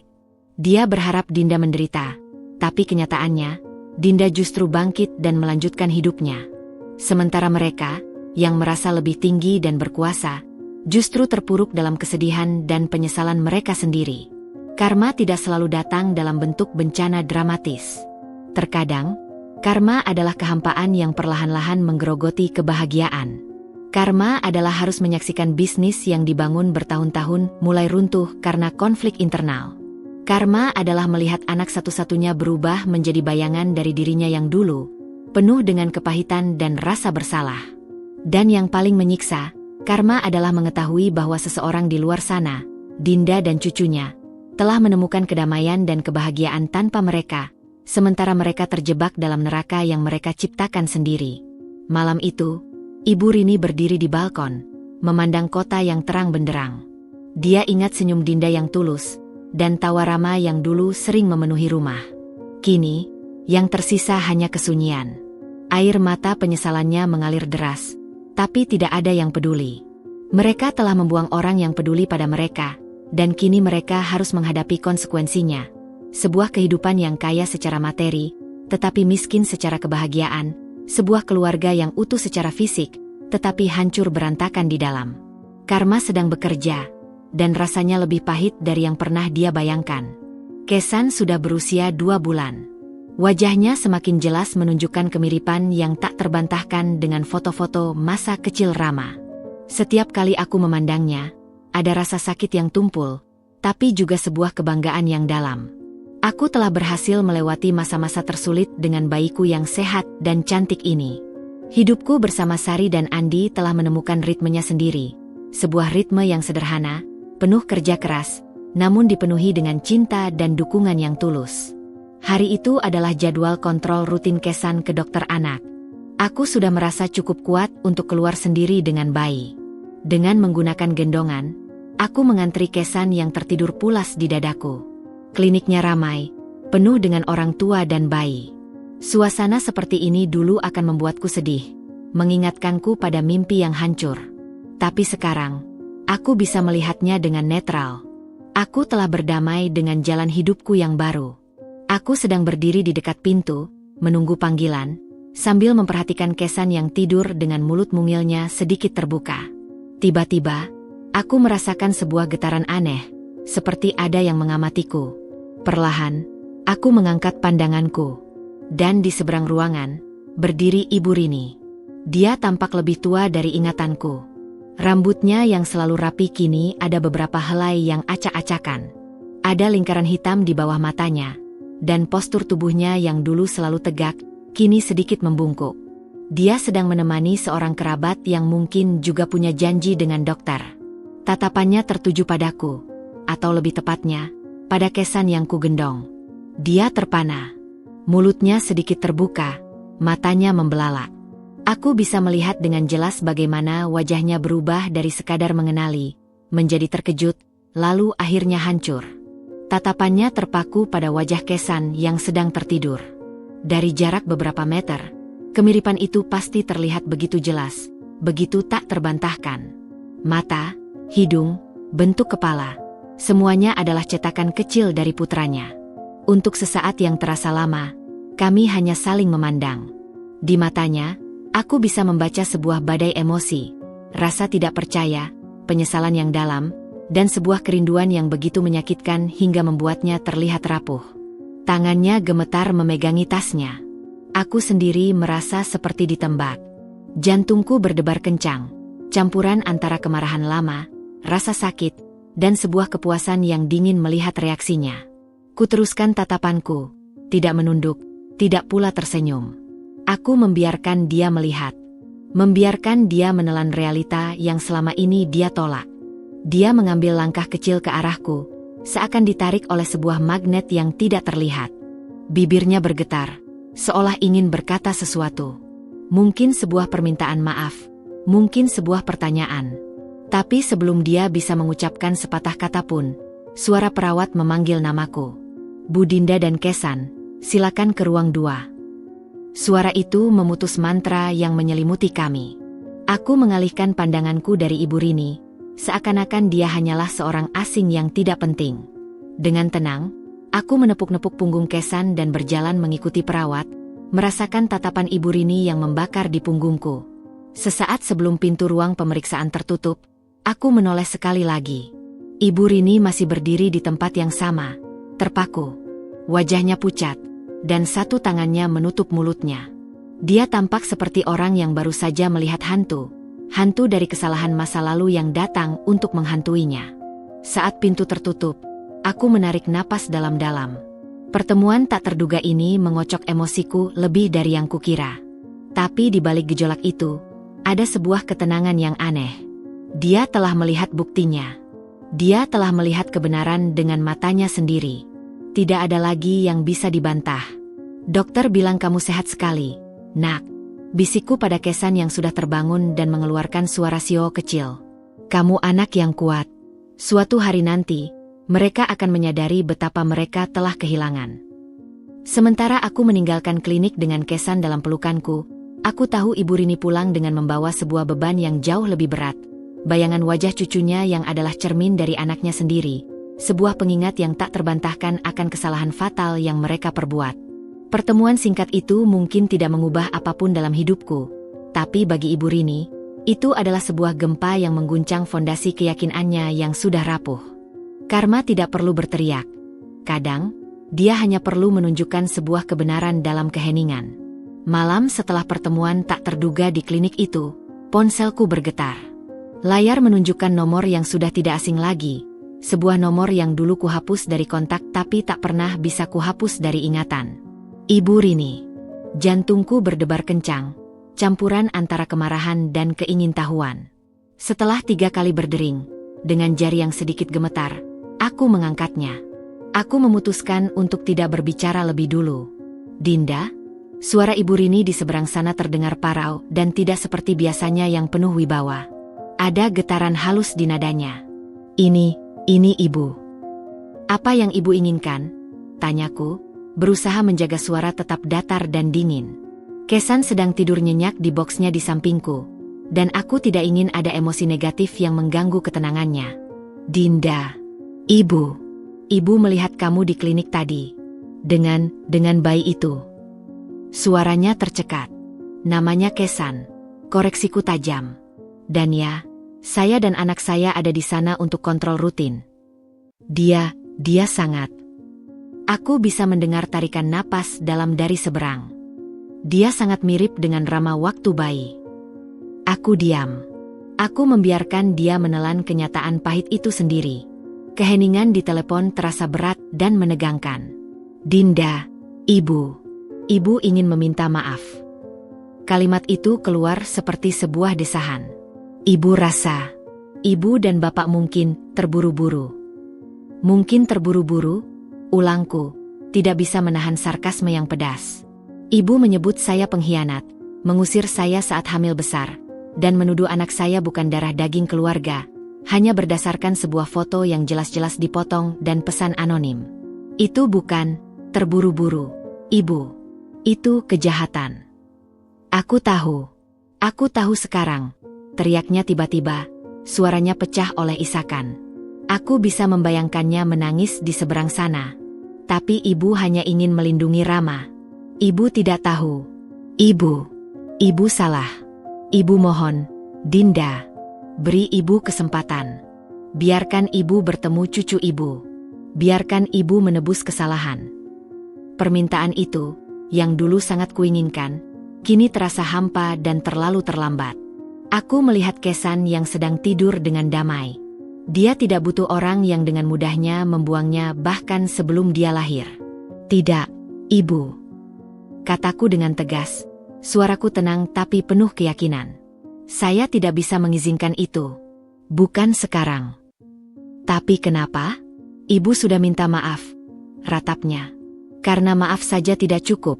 Jawabku, suaraku sedikit meninggi karena emosi. Kesan bukan mainan yang bisa Ibu buang saat dikira palsu dan minta kembali setelah tahu asli. Dia adalah manusia kecil yang butuh lingkungan yang aman dan penuh cinta. Lingkungan yang tidak pernah Ibu dan Bapak berikan padanya, bahkan sebelum dia lahir. Dinda, dia cucu kami, darah daging kami. Dan itu membuat Ibu berpikir berhak atasnya, potongku.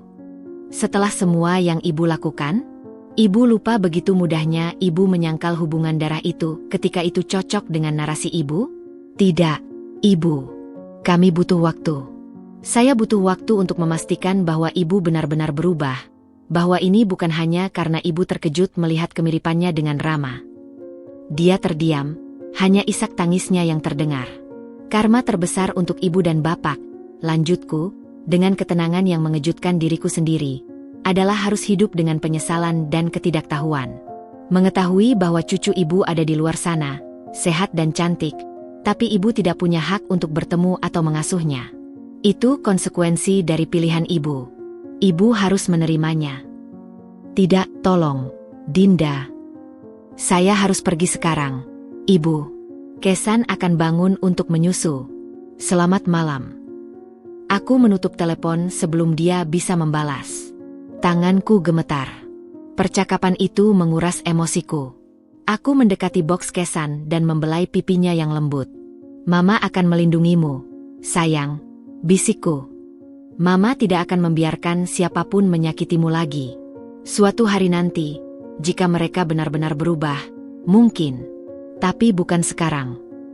Sementara di rumah keluarga Rama, Ibu Rini terpelanting di kursinya, telepon masih tercekat di tangannya. Rasa sesal yang selama ini menggerogotinya kini menjadi sebuah badai yang menghancurkan. Penolakanku yang tegas adalah tamparan keras yang menyadarkannya bahwa beberapa kesalahan tidak bisa dengan mudah dihapus hanya dengan sebuah permintaan maaf. Dia ingin bertemu cucunya, tapi kini dia harus berhadapan dengan sebuah tembok yang dia bangun sendiri, ketidakpercayaan dan rasa sakit yang dalam. Karma itu nyata, dan rasanya lebih pahit dari yang bisa dia bayangkan. Dia menangis terseduh-seduh, menyadari bahwa dia mungkin telah kehilangan segalanya untuk selamanya. Penolakanku yang tegas sepertinya menjadi pukulan terakhir bagi Rama. 2 hari setelah telepon dari ibunya, dia muncul di depan apartemen Sari. Wajahnya yang dulu tampan kini tampak lesu dan penuh sesal. Matanya merah, dan postur tubuhnya yang biasanya tegap kini membungkuk. Andi yang membuka pintu hampir tidak mengenalinya. "Rama," kata Andi, terkejut. Aku ingin bicara dengan Dinda." "Tolong," pinta Rama, suaranya parau. Aku yang mendengar suaranya dari dalam kamar, merasa jantungku berhenti berdetak sejenak. Setelah menarik napas dalam, aku memutuskan untuk menghadapinya. Aku membuka pintu dan berdiri di hadapannya. "Apa yang kamu inginkan, Rama?"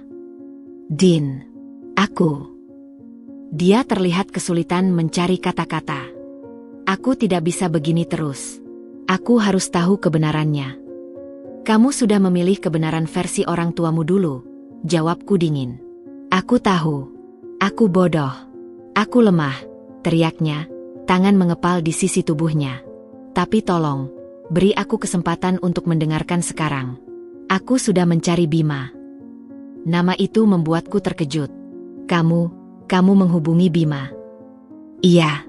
Aku temui dia di kafe kemarin. Aku paksa dia untuk bicara jujur." Rama menarik napas dalam. Dia menunjukkan padaku foto asli dari acara kantor itu. Foto kelompok yang lengkap. Dan dia juga menunjukkan bukti bahwa dia dan pacarnya sedang mempersiapkan pernikahan mereka. Dia bahkan tertawa getar ketika aku tanya apakah dia berselingkuh denganmu. Dia bilang kamu seperti adiknya sendiri. Mendengar itu, rasanya seperti sebuah beban berat mulai terangkat dari pundakku. Setidaknya, satu kebenaran mulai terungkap. "Lalu siapa yang mengirim foto itu?" tanyaku, masih berusaha menjaga jarak. Rama menggeleng, wajahnya berkerut dalam penderitaan. "Aku tidak tahu pasti. Tapi, ada satu hal." Dia ragu-ragu. "Beberapa bulan lalu, sebelum semua ini terjadi, aku dan sepupuku, Aldi, bertengkar soal pembagian saham di bisnis keluarga. Dia merasa tidak adil. Dia mengancam akan membalas." Aldi, sepupu Rama yang memang selalu iri dengan kesuksesannya. Aku ingat dia sering melontarkan komentar sinis tentang hubungan kami. "Aldi," gumamku, "dia yang melakukannya." Aku tidak punya bukti kuat. Tapi semua cocok. Dia tahu ibu mudah curiga dan posesif. Dia tahu cara menghancurkanku adalah melalui keluargaku sendiri. Rama menatapku, matanya penuh penyesalan yang dalam. Dan aku Aku seperti orang bodoh yang terjebak dalam jebakannya. Aku membiarkan diriku diperdaya oleh kebenciannya dan ketakutan ibu. Dia melangkah lebih dekat, tapi aku mundur sedikit. Dinda, aku tahu kata maaf tidak ada artinya setelah apa yang kulakukan. Aku membiarkan mereka mengusirmu. Aku tidak membelamu. Aku bahkan tidak hadir saat anak kita lahir. Suaranya tercekat. Aku adalah ayah dan suami terburuk. Melihatnya hancur seperti itu, hatiku terluka. Di balik semua rasa sakit dan kemarahan, masih ada cinta yang tersisa untuknya. Tapi cinta itu sekarang dilindungi oleh tembok yang kokoh. Ya, kamu memang bersalah, Rama. Tapi bukan hanya padaku. Pada Kesan. Kamu merampas haknya untuk memiliki ayah yang hadir sejak awal. Aku tahu, bisiknya, air mata mengalir deras. Apa dia? Dia baik-baik saja. Sehat. Dan seperti yang pasti sudah kamu dengar, dia sangat mirip denganmu. Kataku, dan untuk pertama kalinya, ada sedikit kelembutan dalam suaraku. Rama menutup wajahnya dengan tangannya, bahunya terguncang oleh isak tangis. Aku sudah menghancurkan segalanya. Ya? Keluarga kita, kepercayaanmu. Apa yang kamu harapkan dariku sekarang, Rama? Tanyaku dengan lembut. Apa kamu pikir setelah semua pengakuan ini, kita bisa kembali seperti dulu? Dia menggeleng, masih menutupi wajahnya. Tidak. Aku tidak berharap itu. Aku hanya ingin kamu tahu bahwa aku menyesal. Dan aku ingin suatu hari nanti, jika kamu mengizinkan, aku bisa mengenal anak kita. Aku mendekatinya perlahan. Kamu harus membuktikan itu, Rama. Bukan dengan kata-kata, tapi dengan tindakan. Kamu harus berani menghadapi orang tuamu, memperbaiki hidupmu sendiri, dan menunjukkan bahwa kamu bisa menjadi ayah yang bertanggung jawab. Itu proses yang panjang. Dia mengangguk, mengusap air matanya. Aku akan lakukan apapun. Aku berjanji. Sekarang, kamu harus pergi, kataku.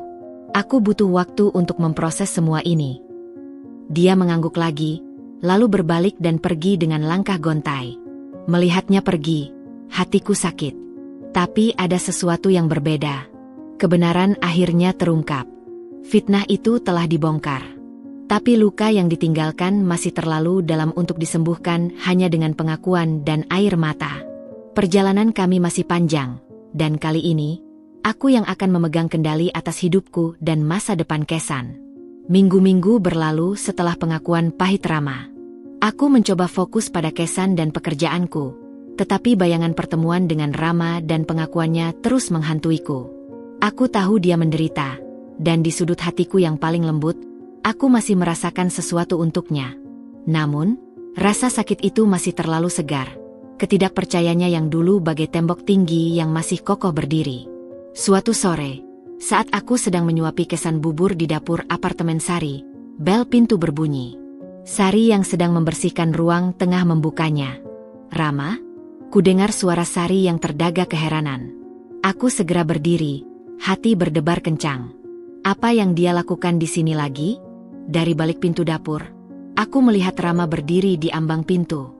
Wajahnya masih pucat, tapi ada sesuatu yang berbeda di matanya. Bukan lagi keputusasaan, tapi sebuah tekad yang dalam.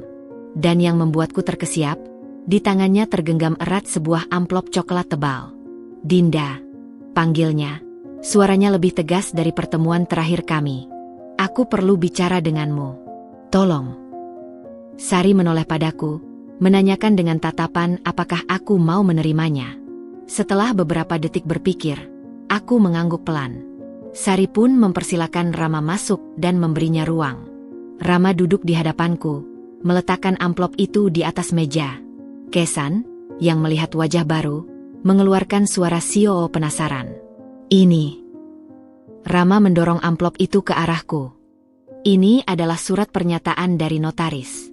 Isinya adalah pengakuan resmiku sebagai ayah kandung Kesan, beserta dokumen-dokumen yang menyertainya. Aku juga sudah mengurus asuransi kesehatan dan pendidikan untuknya. Aku membuka amplop itu dengan tangan gemetar. Isinya persis seperti yang dia katakan. Dokumen-dokumen resmi yang dengan tegas menyatakan tanggung jawabnya sebagai seorang ayah.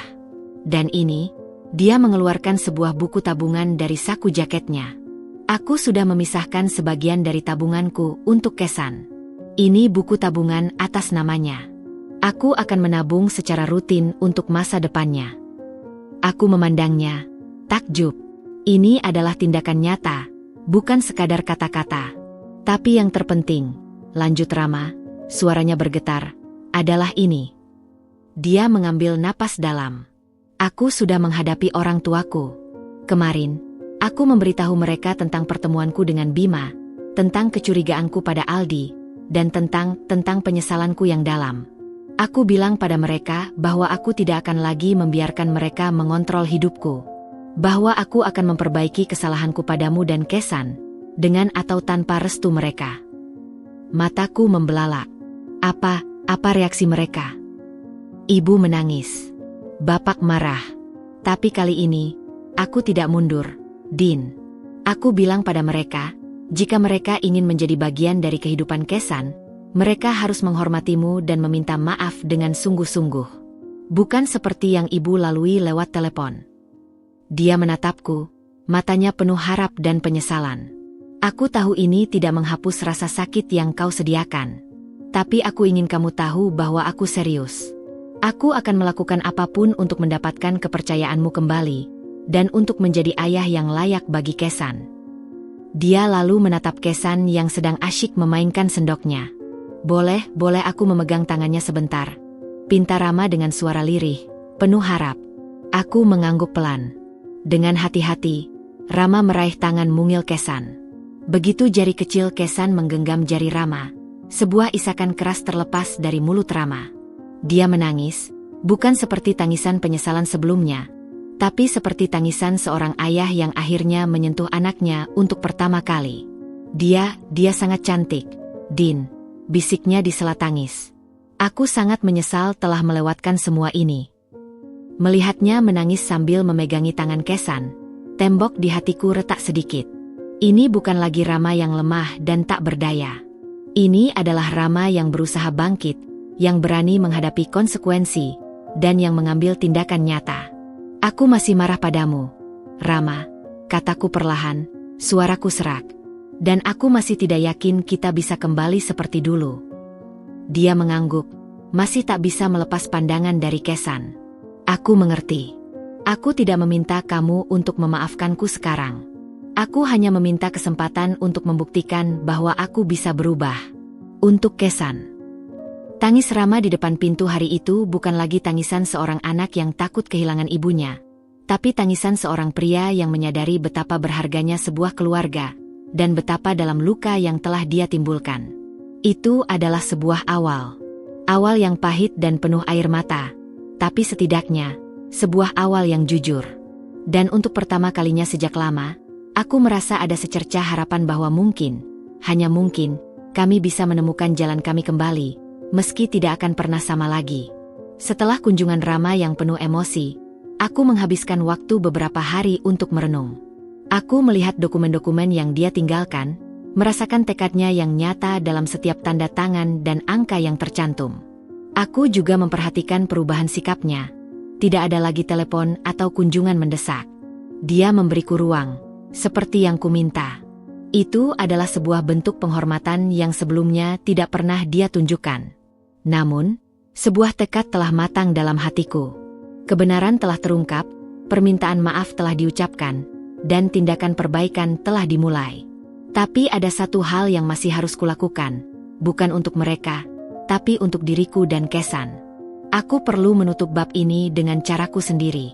Aku perlu berdiri di hadapan mereka bukan sebagai korban, tapi sebagai seorang ibu yang membawa kebenaran. Aku akan mengunjungi rumah orang tuamu besok, kataku kepada Rama melalui telepon suatu sore. Aku ingin bertemu dengan mereka. Dia terdiam sejenak, terkejut. Dinda, kamu tidak harus. Aku tidak ingin kamu merasa tertekan. Ini bukan untukmu, Rama. Ini untukku. Dan untuk Kesan. Aku perlu melakukan ini. Suara di seberang telepon terdengar berat. Baik, aku akan ada di sana. Aku janji akan melindungimu kali ini. Keesokan harinya, dengan Kesan yang sudah kukenakan pakaian terbaiknya, sebuah setelan bayi berwarna biru muda dengan topi kecil, aku berdiri di depan pintu rumah yang dulu kutinggali dengan hati hancur. Kali ini, tidak ada ketakutan. Yang ada adalah sebuah ketenangan yang aneh, sebuah kekuatan yang berasal dari keyakinan bahwa aku memegang kebenaran. Rama sudah menungguku di teras. Dia tersenyum lemah, matanya penuh kecemasan dan harap. Mereka ada di dalam. Aku mengangguk dan memasuki rumah itu. Segalanya masih sama, tapi terasa begitu asing. Ibu Rini dan Bapak Hendra duduk di sofa ruang keluarga. Wajah mereka tegang. Mereka tampak lebih tua, lebih kecil dari ingatanku. Ibu, Bapak, sapaku singkat, tidak duduk. Dinda, sahut Bapak Hendra dengan suara serak. Kami, terima kasih sudah datang. Ibu Rini tidak bisa menatapku. Pandangannya langsung tertuju pada Kesan yang kugendong. Matanya membesar, dan tangannya langsung menutup mulutnya. Dia tampak seperti orang yang melihat hantu. Kuperkenalkan, kataku, suaraku tenang tapi jelas, ini adalah Kesan, cucu kalian. Aku tidak segera mendekat. Aku membiarkan mereka menatap dari kejauhan. Membiarkan realitas itu menyergap mereka perlahan-lahan. Dia. Gumam Ibu Rini, suaranya bergetar. Rama, dia adalah fotomu yang hidup. Ya, Bu, jawab Rama dengan tegas. Dia adalah anak kandungku. Anak yang dulu ibu dan bapak tuduh bukan darah daging keluarga ini. Tuduhan itu menggantung di udara, tajam dan tak terbantahkan. Aku akhirnya melangkah mendekat. Aku berdiri di depan mereka, membiarkan mereka melihat setiap detail wajah Kesan. Hidungnya yang mancung, matanya yang berbentuk almond, bahkan cara dia menguap. Semuanya adalah warisan dari garis keturunan mereka. Bapak Hendra menghela napas dalam, kepalanya tertunduk. Kami telah melakukan kesalahan yang sangat besar. Ibu Rini akhirnya menangis. Bukan tangisan dramatis seperti dulu, tapi tangisan yang dalam dan penuh penyesalan. Air mata mengalir deras di wajahnya yang keriput. Dinda, maafkan ibu. Ibu buta. Ibu biarkan kebencian dan kecurigaan menguasai ibu. Dia merentangkan tangannya, tapi kemudian menariknya kembali, seolah tak layak menyentuh. Kesan, yang terbangun oleh suara tangis, mengeluarkan suara rewel kecil. Aku mengayun-ayunnya perlahan. Kesan tidak butuh permintaan maaf, kataku, menatap mereka berdua. Dia butuh kakek dan nenek yang bisa mencintainya tanpa syarat, tanpa prasangka. Dia butuh lingkungan yang aman, yang tidak akan dengan mudah menolaknya. Kami tahu, bisik Bapak Hendra. Kami tidak berharap kamu serta-merta memaafkan kami. Tapi, bolehkah kami, suatu hari nanti? Itu tergantung pada kalian, jawabku. Tunjukkan melalui tindakan, bukan kata-kata, bahwa kalian telah berubah. Hormati batasanku sebagai ibunya. Dan yang terpenting, hargai perjalanan kami selama ini. Aku menatap Rama. Dan untukmu, Rama, terima kasih atas tindakan nyatamu. Tapi kita masih punya jalan panjang. Kepercayaan harus dibangun kembali, dan itu butuh waktu. Rama mengangguk, matanya berkaca-kaca. Aku mengerti. Aku akan sabar. Aku akan terus membuktikan. Pembuktian akhir ini bukanlah sebuah rekonsiliasi yang manis dan instan. Tidak ada pelukan atau kata maaf yang serta-merta menghapus segala luka. Tapi ada sebuah pengakuan. Sebuah pengakuan akan kebenaran yang selama ini mereka tolak. Mereka melihat dengan mata kepala sendiri bukti yang tak terbantahkan dalam gendonganku. Aku meninggalkan rumah itu dengan perasaan yang berbeda. Aku tidak lagi merasa sebagai korban. Aku adalah seorang pemenang yang telah memenangkan kebenaran dan harga diriku kembali. Aku telah membuktikan pada mereka, dan yang terpenting, pada diriku sendiri, bahwa aku kuat. Kini, dengan Kesan dalam pelukanku, aku siap untuk bab berikutnya dalam hidup kami. Sebuah bab di mana kami yang akan menentukan siapa yang layak berada di dalamnya.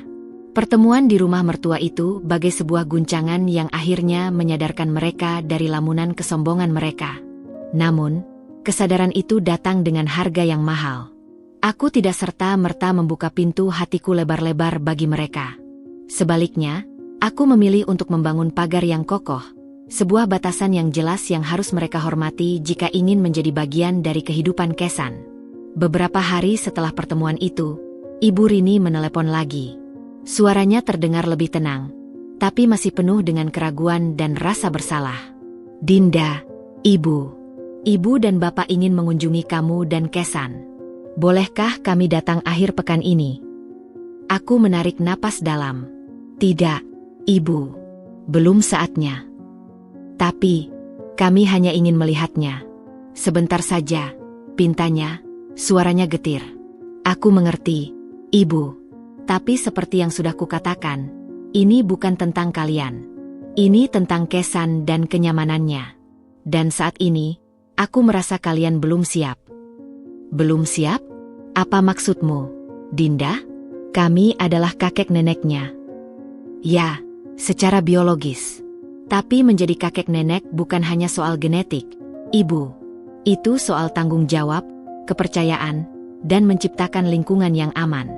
Kalian telah melukai ibunya dengan sangat dalam. Dan sampai aku yakin kalian benar-benar mengerti dampak dari tindakan kalian dan menghormati batasanku sebagai ibu Kesan, pertemuan tidak mungkin terjadi. Dia terdiam. Aku bisa mendengar desahan beratnya. Jadi, apa yang harus kami lakukan? Pertama, kalian perlu introspeksi. Benar-benar merenungkan apa yang telah kalian lakukan. Bukan hanya meminta maaf karena ketahuan salah. Kedua, kalian perlu menghormati keputusanku tanpa memaksa. Dan ketiga, suaraku tegas, kalian perlu berdamai dengan kenyataan bahwa hubungan kita tidak akan pernah sama lagi. Kalian harus menerima bahwa aku yang sekarang bukan lagi Dinda yang mudah menurut. Aku adalah ibu dari Kesan, dan aku akan selalu memprioritaskan dia. Kami mengerti, bisiknya, suaranya hampir tak terdengar. Tapi tolong, beri kami kesempatan untuk belajar, untuk memperbaiki diri. Itu terserah kalian, Ibu. Tunjukkan melalui tindakan, bukan kata-kata. Aku menutup telepon, hati berdebar. Itu adalah percakapan yang sulit, tapi perlu. Karma terbesar untuk mereka bukanlah kemiskinan atau penderitaan fisik, melainkan harus berjuang keras untuk mendapatkan sesuatu yang seharusnya bisa mereka miliki dengan mudah, sebuah hubungan dengan cucu mereka. Mereka harus hidup dengan penyesalan setiap hari, melihat anak mereka, Rama, yang juga masih berusaha memperbaiki hubungannya dengan kami, dan mengetahui bahwa hanya merekalah yang menghalangi diri mereka sendiri dari kebahagiaan itu. Sementara itu, Rama dengan setia menjalankan komitmennya. Dia mengunjungi kami di apartemen Sari 2 kali seminggu, selalu dengan pemberitahuan sebelumnya dan selalu menghormati batasanku. Dia tidak pernah memaksa, tidak pernah mengeluh. Fokusnya hanya pada Kesan dan berusaha membangun ikatan dengan anaknya. Lihat, Din, dia bisa memegang mainannya sekarang. Seru Rama suatu sore, wajahnya berseri-seri saat Kesan menggenggam jarinya dengan erat. Aku lihat, jawabku, tersenyum kecil. Melihatnya menjadi ayah yang penuh perhatian membuat hatiku meleleh pelan-pelan. Dinda, terima kasih sudah memberiku kesempatan ini, katanya, matanya tulus. Aku tahu ini tidak mudah bagimu. Aku melakukannya untuk Kesan. Dia berhak memiliki ayah. Dan aku berjanji akan menjadi ayah terbaik untuknya. Dan, untukmu, aku berjanji akan menjadi orang yang lebih baik. Tidak peduli apakah kita bisa kembali bersama atau tidak. Kata-katanya tulus. Dan untuk pertama kalinya, aku mulai percaya bahwa perubahan dalam dirinya adalah nyata. Dia tidak lagi menjadi boneka orang tuanya. Dia telah menemukan suaranya sendiri, keberaniannya sendiri. Karma bagi Ibu Rini dan Bapak Hendra terus berlanjut. Mereka harus menyaksikan dari kejauhan, melalui foto-foto yang kadang kubagikan kepada Rama, betapa Kesan tumbuh dengan sehat dan cantik. Mereka harus mendengar dari Rama tentang betapa hebatnya perkembangan Kesan, tapi tidak bisa mengalaminya langsung. Setiap tawa Kesan, setiap pencapaian kecilnya, adalah pengingat bagi mereka akan apa yang mereka lewatkan karena kesombongan dan prasangka mereka. Suatu malam, Ibu Rini mengirimiku pesan singkat. Terima kasih masih mau membagikan foto Kesan. Dia semakin cantik. Kami tahu kami tidak layak, tapi kami berjanji akan terus belajar. Tolong jaga dia baik-baik." Aku tidak membalas. Tapi aku tersenyum. Itu adalah langkah kecil. Sebuah pengakuan bahwa mereka tidak berhak. Sebuah penghormatan pada peranku sebagai ibu. Itu adalah awal. Karma yang sempurna bukanlah balasan yang kejam, melainkan sebuah proses di mana mereka harus menghadapi konsekuensi alami dari tindakan mereka sendiri. Dan bagiku, karma terindah adalah melihat diriku tumbuh menjadi wanita yang lebih kuat, dan melihat Kesan tumbuh dengan cinta dari mereka yang benar-benar tulus.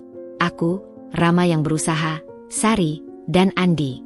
Sebuah keluarga yang mungkin tidak konvensional, tapi dibangun di fondasi kebenaran, rasa hormat, dan cinta yang tulus. Dan itu adalah karma yang paling adil bagi semua pihak. 6 bulan telah berlalu sejak pertemuan penuh air mata di rumah orang tua Rama. Musim telah berganti, dan begitu pula dinamika hubungan kami. Kesan, yang kini sudah bisa duduk dan merangkak, menjadi pusat dari sebuah bentuk keluarga baru yang sedang kami coba bangun. Sebuah keluarga yang mungkin tidak sempurna, tetapi dibangun di atas fondasi kejujuran dan rasa saling menghormati. Rama tetap konsisten dengan komitmennya. Kunjungannya 2 kali seminggu menjadi ritual yang tidak terputus. Dia tidak pernah datang dengan tangan kosong. Selalu ada hadiah kecil untuk Kesan, buku kain dengan warna-warna cerah, mainan gigitan yang aman, atau bubur organik merek terbaru. Namun yang lebih berharga dari semua hadiah itu adalah perhatian dan kehadirannya yang tulus. "Lihat, Din. Dia hampir bisa merangkak," seru Rama suatu Sabtu sore. Matanya berbinar-binar saat Kesan dengan gigi berusaha menggerakkan tubuh mungilnya menuju mainan berwarna cerah yang diletakkan beberapa sentimeter darinya. "Aku tahu. Dia anak yang gigih," jawabku sambil tersenyum, menyaksikan mereka berdua dari sofa. Adegan seperti ini perlahan-lahan menjadi normalitas baru kami. Setelah Kesan tertidur lelap di kamarnya, Rama dan aku sering duduk di balkon apartemen Sari, menikmati secangkir teh dan berbicara. Percakapan kami tidak lagi dipenuhi dengan tuduhan atau air mata, tetapi dengan rencana dan pemikiran untuk masa depan.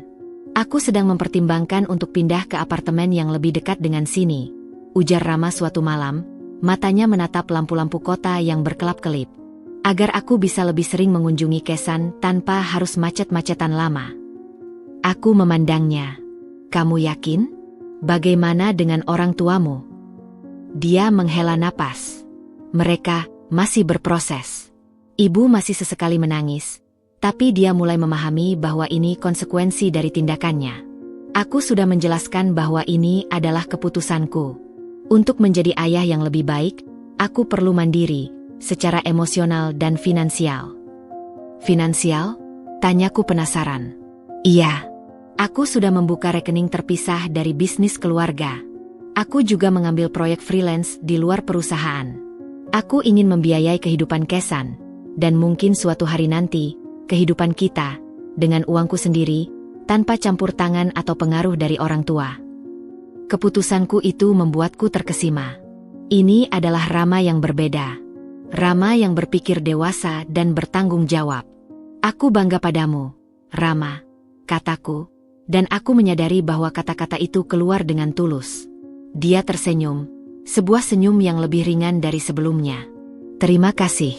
Itu sangat berarti bagiku." Dia pos sejenak. "Tentang kita, aku tidak ingin terburu-buru.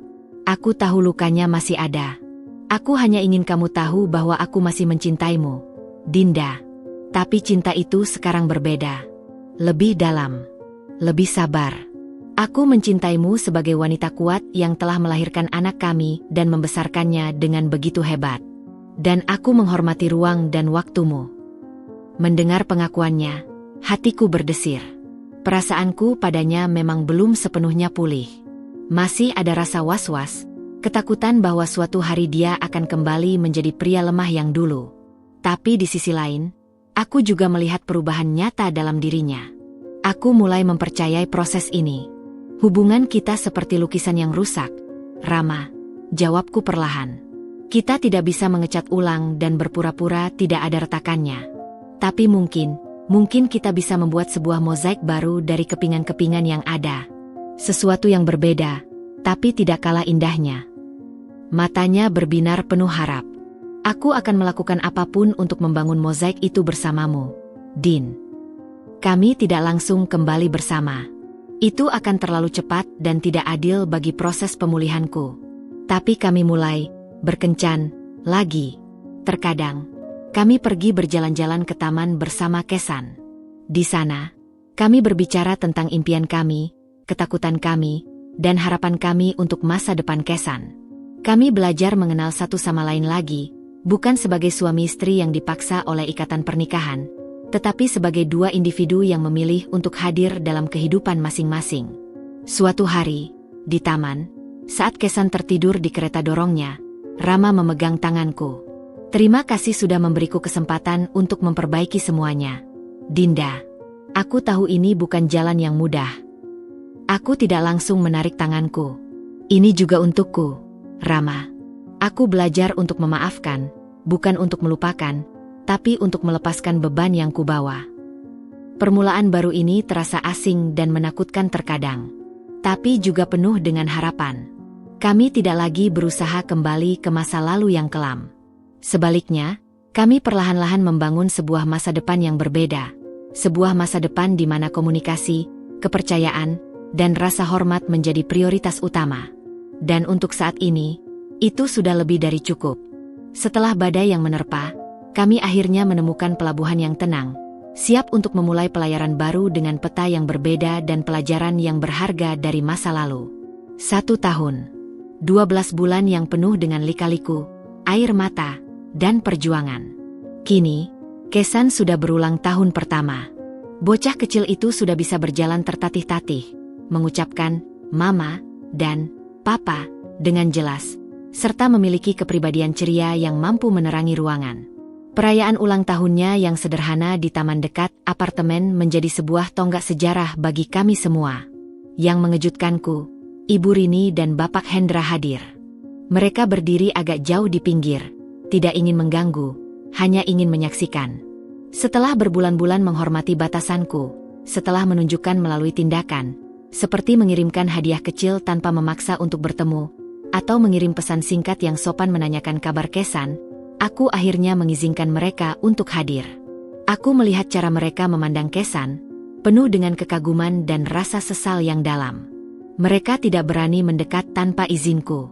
"Selamat ulang tahun, Kesan," bisik Ibu Rini ketika aku akhirnya membawa Kesan mendekati mereka. Tangannya gemetar saat dia mengulurkan sebuah bingkisan kecil. Dia semakin mirip Rama. "Terima kasih, Ibu," jawabku, membantu Kesan membuka kado itu, sebuah set buku gambar yang indah. Dia memang mirip, tapi dia punya semangatnya sendiri. Bapak Hendra mengangguk, matanya berkaca-kaca. Kami sangat bersyukur bisa diizinkan hadir hari ini, Dinda.